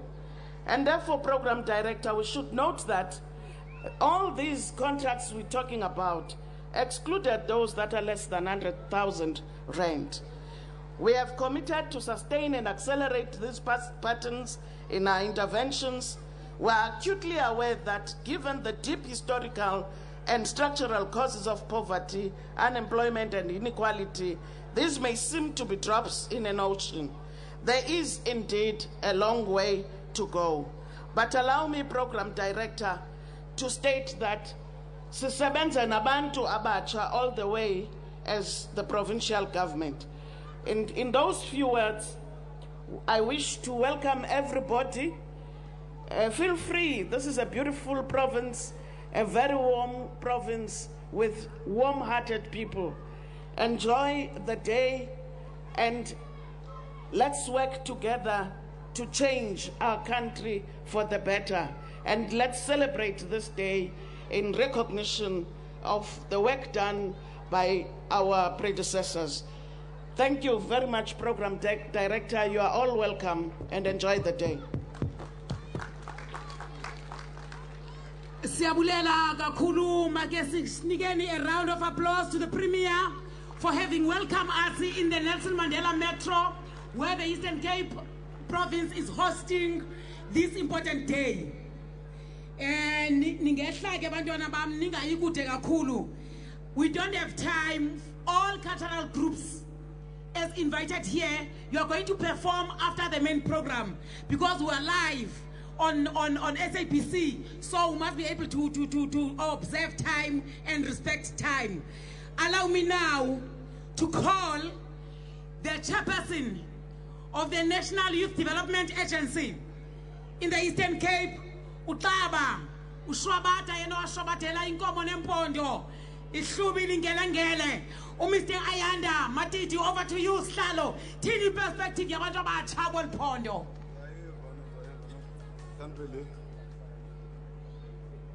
Amandla, Amandla, all power, all economy to the youth. Yeah, Honorable Premier, Program Director, Comrade Pemi Machotin, the Minister in the Office of the President and the Deputy Minister, the National Chairperson of the National Youth Development Agency, Comrade Andile Lungisa, the CEO, the Mayor, most profoundly and most importantly, the Secretary of the Youth League of the Provincial Executive Committee. We are gathered here today not only to celebrate, but to reconnect with the courage, the spirit, the agility of the 1976 generation. As and when we inspire young people to soldier on in responding to the challenges of the day, we must appreciate their unwavering commitment to free people of South Africa from the injustices of the past at the time.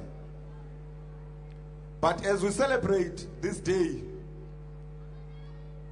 we want to introduce young people of the province, young people of the country, as we usher in, marching towards the new century, that the moment of thinking, the mode of thinking in the minds of the young people should be about economic freedom in our lifetime. And we're saying all endeavors that have been done by government, in particular the African National Congress in its Polokwane conference in 2007, when it resolved on seamless integration between two youth development institutions, Umsobomvu and the National Youth Commission. It spoke about integration, mainstreaming, institutional alignment, such that youth development should reside at the center of the commanding office of government, the presidency and the premier's office. That is what we are calling for. We equally appreciate, because the announcement of the National Youth Development Agency, when it was given rise in 2008, we have learned from our own mistakes in terms of our own concept, contextualization, Comrade Minister Collins Chapans. And we are very clear that we want seamless integration, we want mainstreaming under National Youth Development Agency Act, but we want to go back to the old model of the National Youth Commission. Youth development should be legislatively mainstreamed in provincial legislatures.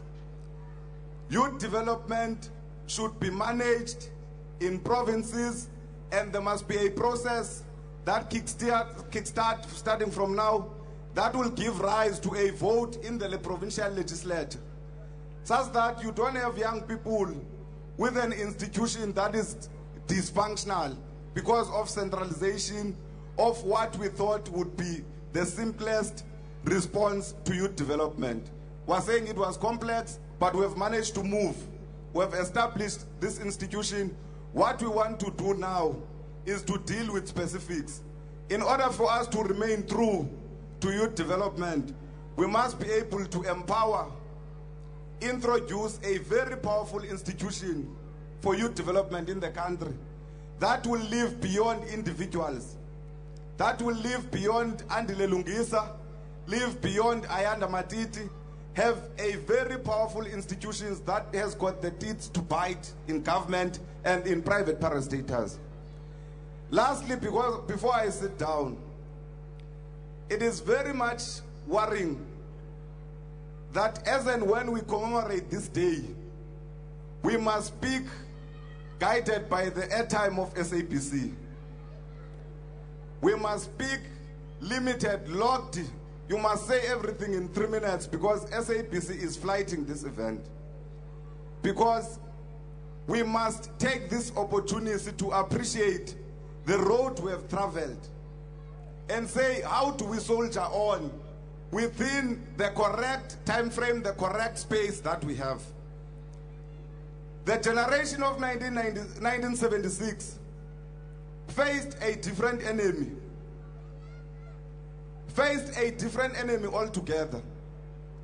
We are leadership of young people in the country, government, national youth development agents.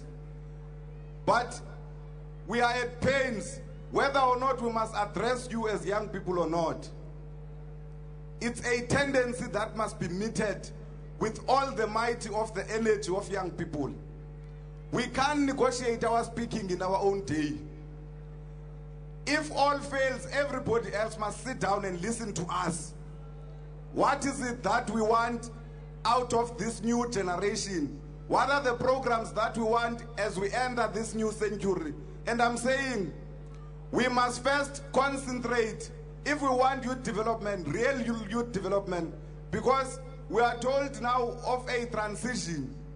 The features of that transition must be explained to us, such that we appreciate those features as they respond to critical components that constitute the essence of the revolution. And the essence of the revolution is the land. Nento engaphansi komhlaba. Sikwazi into yokuba sizokhulula abantu abatsha, sibe ne-programs ezi-sustainable. Mandiyiqhubezele ngesixhosa. Sifuna into yokuba urhulumente, Comrade Collins, abe nendlela awukhokhela ngayo nawumaneja ngayo umhlaba wase-South Africa. Bakwazi abantu abatsha bangawuneli into yoba bareflectwe kwii-programs ezi-unsustainable ze-expanded public works. Babe nendlela yoku-own umhlaba, yokukontrola ii-projects zabo nozi-owner. Ngokuthi urhulumente athathe le nto iphantsi komhlaba ayifake phaa kwi-PES, le nto kuthiwa i-government PES, akwazi into yokuba aresponde ncakasane kwii-plights ze-country, ze-nation, nale youth iyi-majority. Long live the spirit of Pitso, long live. Long live the spirit of Hector Peterson, long live. Long live the spirit of Solomon Kalush Mahlangu, long live. Long live the spirit of Julius Malema, long live. Eitamdom Chaita. Thank you very much, Program Director. Siyabulela Xaba, uyasixolela ngexesha elifutshane. MPLs and MPs have acknowledged you nonke apho kulontente as well as councillors. Kuyatestwa, kucheckshwa high blood, nazi i-services on wheels, phaya emva niyacelwa nenze njalo. Ndivumeleni ke ngoko ndibize u-CEO we-National Youth Development Agency, uMr. Stephen Ngubeni, abe mfutshane kakhulu, yena nizamtsala ngebhatyi xa ke bamde. Over to you.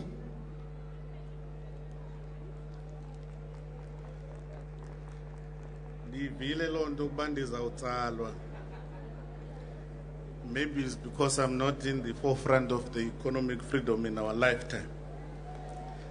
Goba abo abatsaleki bayigqiba into abafuna uyithetha. Program Director, Minister in the Office of the Presidency, Deputy Minister in the Office of the Presidency, Premier, MECs, Deputy Minister Thandi Tobias, MPs, MPLs present here, councillors, Ndianibulisa Nani Bandabacha. Well, I don't think that Sizauba Batekakulu, Goba, we had already taken a bite earlier on through the Provincial Chairperson of the National Youth Development Agency Advisory Board. This day is very important, and it's very important to all of us. But for us as the youth of today, it's important because we possess the similarities in terms of energy levels as the youth of 1976. Their agenda was a different agenda from ours. Theirs was a political freedom. Ours today, it's an economic freedom. However, that economic freedom struggle must be met with the same energy, the same zeal and determination as the youth of 1976 met the challenges they had. This says to all of us, government departments, provincial departments, municipalities, the private sector, those who are owning a big chunk of the GDP of this country, we have got a responsibility to respond to the most urgent needs of the youth of this country. And these needs are quite simple. These needs are employment opportunities. These needs are a need for young people to be properly skilled, for young people to be properly educated, to be properly trained, for them to be employable, but also for them to have their own businesses and create even more employment. The agenda of young people and economic participation has never been more urgent than before. And I'm sure that young people of South Africa were very patient, but I think that, Premier, we are also running out of patience in as far as the rhetoric and stories are concerned. We have heard a lot of things. Integrated,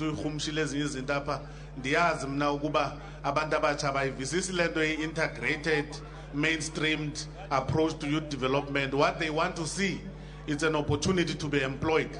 What they want to see is them getting into a classroom in a university at a technicon, coming out with a meaningful skill. What they want to see is assistance for them to start their businesses. What they want to see is a business opportunity in a government department biased towards young people. What they want to see is opportunities granted by the private sector, trusting them, having confidence in them that they too are responsible citizens of this country. Let me tell you that there's a study that says in 2035, young people will be dominating the population demographics of this country.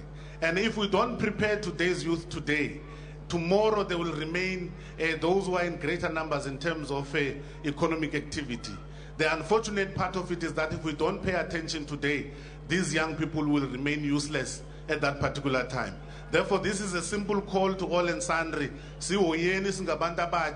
Come and attend to our problems, deal with our problems, contribute to these resolutions. We must not give an impression that says the National Youth Development Agency is the one-stop shop of youth development. That the National Youth Development Agency iphethe uzifo zonke kuzo zonke inkinga zabantu abasha. It is just not possible. This is the responsibility of everybody, especially those who are having big budgets. Come on board, let's deal with this problem. It will also serve you better. Thank you very much. Thank you very much, CEO. Sivile kahle. Toa NYDA yenza ntoni na izawuqinisekisa into abantu abatsha bafumana amathuba ukuba bakwazi ukusebenza nokuba baparticipate kwi-economy. Ixesha limkile. Ndivumeleni ke ndim-acknowledge uDeputy Minister i-last born uStella Kandabeni, Power Communications. Sikubonile Deputy Minister ngokufika kwakho. Let me call upon Honorable Deputy Minister Comrade Tubapela to introduce the minister that is going to do a keynote address. Over to you, Comrade Tubapela.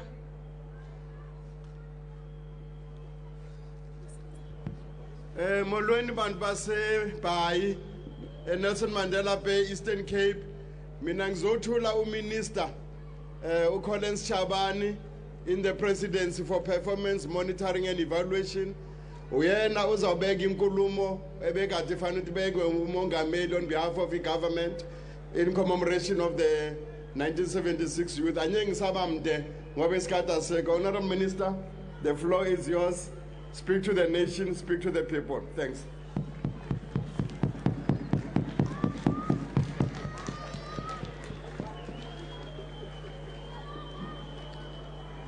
Thank you, Deputy Minister. Honorable Premier, Ministers and Deputy Ministers, MECs, presiding officers of the legislature, mayors, councillors, the leadership of various organizations, the leadership of young people, the leadership of the NYDA, you are all greeted. The father of our nation and the son of this province, President Nelson Mandela, once said, I quote, "Education is the most powerful weapon which you can use to change the world," close quote. The youth of 1976 understood this, and it was for that reason that on this day, 36 years ago, young people from communities around Soweto began a peaceful march with the intention to voice their views about the state of their education. The June 16, 1976 peaceful march was their contribution towards the changing of the political landscape in South Africa and eventually changing the world. The uprisings extended across the country, including Eastern Cape, where we are gathered today. Today we commemorate National Youth Day. We should pay tribute to youth of 1976 for their role in fighting the freedoms we enjoy. We should honor them and all our young freedom fighters that lost their lives, their youth, their livelihood in the struggle to attain a united South Africa, which we can all be proud of. We should honor them, not only in words, but also through positive deeds. Yours as the current generation is to take those struggles forward, informed by the conditions of today. There is no better way to confront your challenges than to confront them head on. But you must do so with the sole purpose of taking all our people out of poverty, inequality, and create much needed jobs for them to be economically liberated. Of course, this should be informed by a proper analysis of those challenges and a clear plan on approach to be undertaken. Most importantly, you must be united as young people of all races towards your common goal. We are aware of, as government, that despite the progress we have made since the dawn of our democracy, more challenges remain. More young people still need to access economic opportunities as presented by our democratic state. Young people need improved access to quality education and skills in order to meaningfully participate in the economy. It is our conviction that youth development is a responsibility for every department and sphere of government. This, however, does not discard the responsibility to all in our society to address the plight of young people. Government had done well to do its part to address the plight of young people. Through the Mzansi Golden Economic Strategy, the Department of Arts and Culture will use the arts and culture sectors to make a contribution to create 5 million jobs by 2020 under the new growth path. The strategy includes public art programs where youth will receive art classes before the department employs them in towns to beautify their respective communities through art, along with the establishment of Art Bank, which will create 10,000 new work opportunities over the next 3 years. The department will roll out 5 cultural principles and information centers, which are being piloted in 5 major cities, and which are expected to create more than 2,000 new work opportunities. With the introduction of arts education in schools, in collaboration with the Department of Basic Education, will create 3,000 new work opportunities over the next 3 years. The Department of Defense and Military Veterans, through the Military Skills Development System, continues to provide work and training opportunities to thousands of young people. This year, a total of over 6,500 recruits will be placed, with 4,000 in the next financial year, almost 4,500 in the outer year. Through the National Youth Service Program, 20,000 unemployed youth will be recruited and turned into disciplined, empowered young people. The program is due to begin in the year 2013. As a contribution to government's fight on the eradication of poverty through the creation of employment, the Department of Environmental Affairs has continued with an intensified implementation expanded public works program. For the environmental sector, a total of 559 young people from various communities have also benefited from the departmental component of youth service. This year, the department will train 206 unemployed youth on environmental management to be placed in municipalities. Additional 500 young people are targeted in 12 identified protected areas. Another 100 young people will be trained and assisted to formulate registered joint venture to be able to bid for the provision of services in the department. Through the Department of Human Settlement, the Youth Build project was implemented in Ivory Park, where youth and stakeholders constructed 76 houses to commemorate the 1976 youth uprising. Yesterday, 100 young people who built 100 houses for the elderly in Kirkwood, just outside Port Elizabeth, were celebrated for their work. The Youth Build program is a partnership project between the National Youth Development Agency, Human Settlement Departments, working with provinces and municipalities. This volunteer project provides youth with skills in construction and is provided with certificate of participation. Through the Department of Higher Education, the National Student Finance Aid Scheme has ensured that loans and bursaries to poor students have been expanded substantially over the last 3 years, and funds made available to students grew to more than 2 billion in 2006 to 6 billion in 2011. Through the Department of Public Enterprises, there are currently 9,000 learners enrolled in training processes in the state-owned enterprises, the bulk of which is related to scarce and critical skills. In total, there are over 2,200 engineering, 1,000 technicians, and over 4,200 artisan students. The plan is to increase artisan training from the SLE's facilities by 60% to over 6,000 students for the coming year. Transnet plans to increase present enrollment of 500 artisans to 1,500 artisans. ESCOM intends providing apprenticeship to 10,000 young people in its pipeline, up from 4,500. Implementing a youth program to support about 5,000 young people to find their way into employment by 2015. The National Rural Youth Service Corps, which was launched in 2011 by the Department of Rural Development and Land Reform, with an initial 7,900 participants, of which 4,500 have either received or are in the process of completing their training in various disciplines, mainly in construction sector. About 855 have been trained in records management and are currently scanning and counting land claim files in the provinces. And about 80 with maths and geography have been trained in disaster management for placements in municipalities.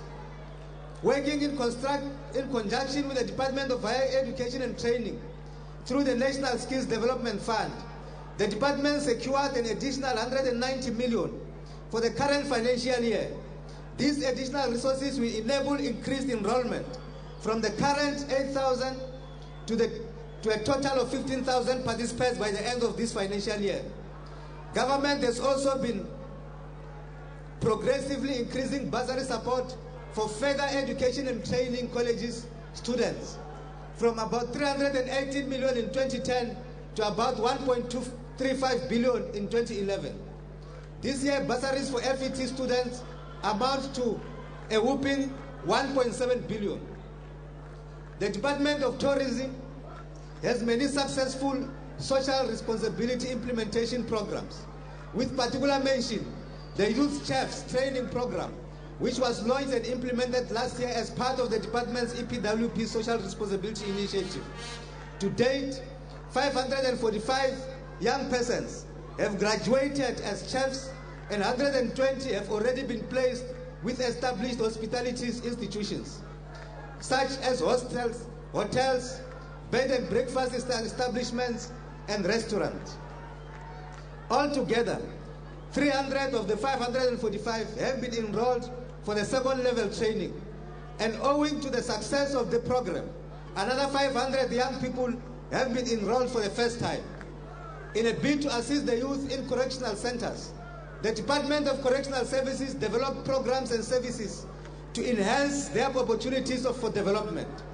These include education programs for further education and training for grades 10 to grade 12, and higher education and learning. The young people are also provided with skills development programs such as entrepreneurial skills, computer skills, vocational and engineering skills, including National Certificate Vocational Program. The Infrastructure Build Program, which is coordinated by the Presidential Infrastructure Commission, and the awarding of the majority of the square kilometer array, provides us with an opportunity to create employment and training, especially for young people. We must seize these opportunities. Government throughout is running a series of internships and learnerships programs to give young people opportunities to get experience. These are some of the programs the government for youth empowerment. However, these are still a drop in the ocean, and more needs still to be done. As government, we have also been developing policies, plans and programs to assist in the development of young people. One such plan is the National Development Plan for South Africa. The national budget continues to support job creation with a particular focus on unemployed youth. Through the prioritization of infrastructure development, government has already assisted in the job creation, as it has become one of the biggest employers in the country.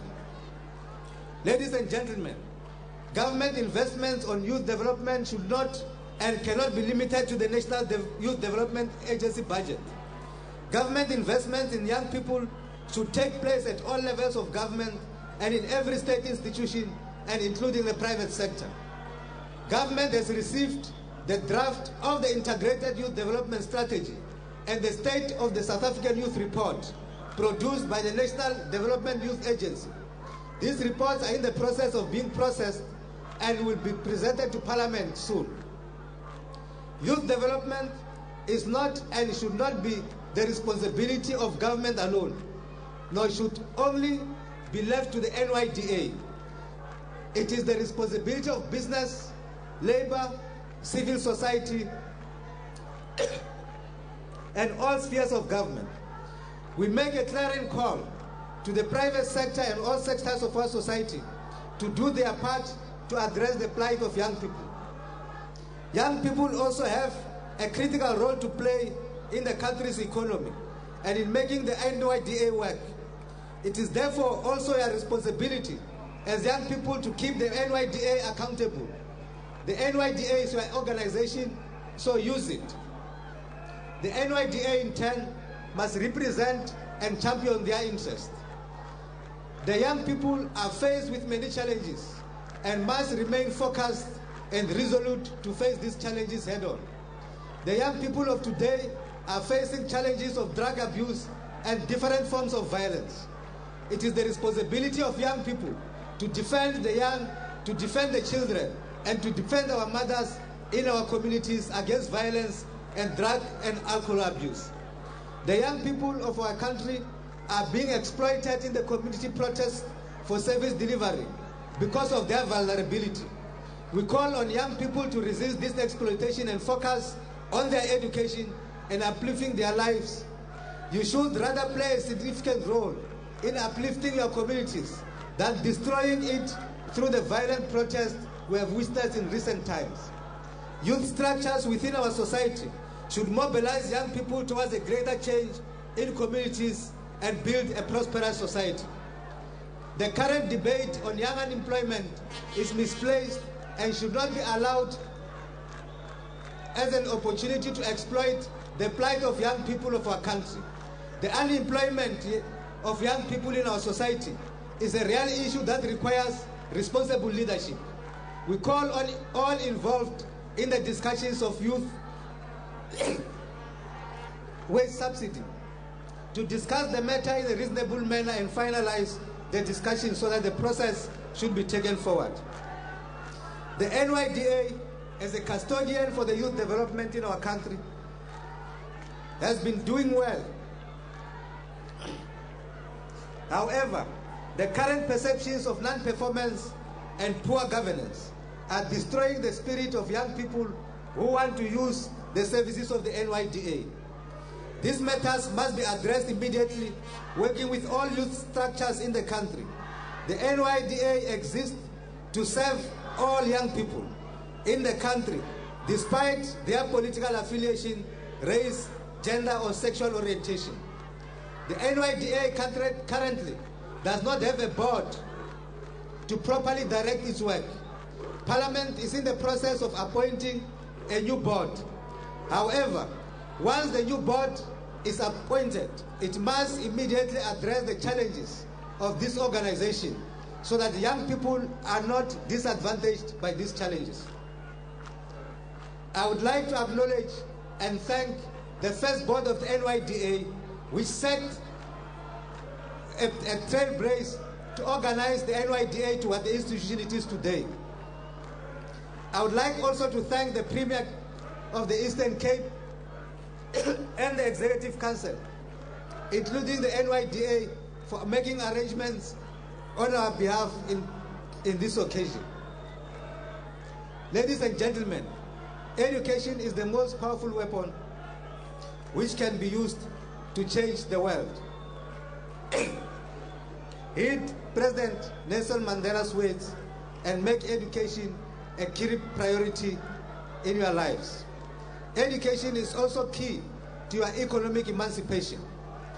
We are also calling on you to be active citizens in building your communities. The future of our country depends on all of us. You need to claim your space now and channel your energies towards the positive initiatives that will make South Africa succeed. If we continue to behave in an undisciplined manner, if we continue to behave in a manner which shows disrespect for occasions like this, our future is not guaranteed. The only guarantee of our future, we need a disciplined youth, a youth focused in focusing on the challenges which are facing us ahead, and jointly with communities to build a better future for our country. I thank you.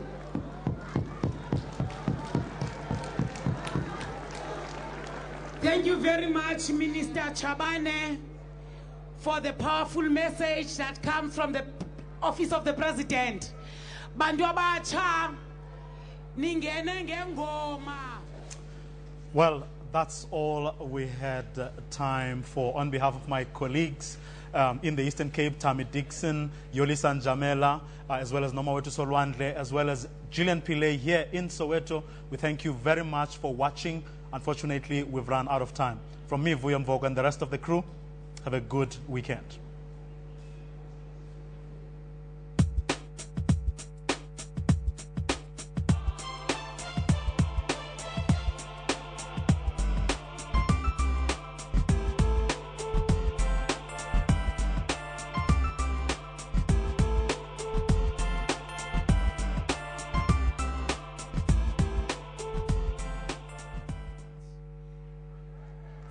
sizuhamba ke ngoku Mayor khawubulele abantu for esisiqendu sokuqala kuba sizawuvula i-performances i-artists zikhona live here ezabhasa ziyi-60 they are coming to us kuyawude kuyovalwa kuse singabantu abatsha silapha because no one can...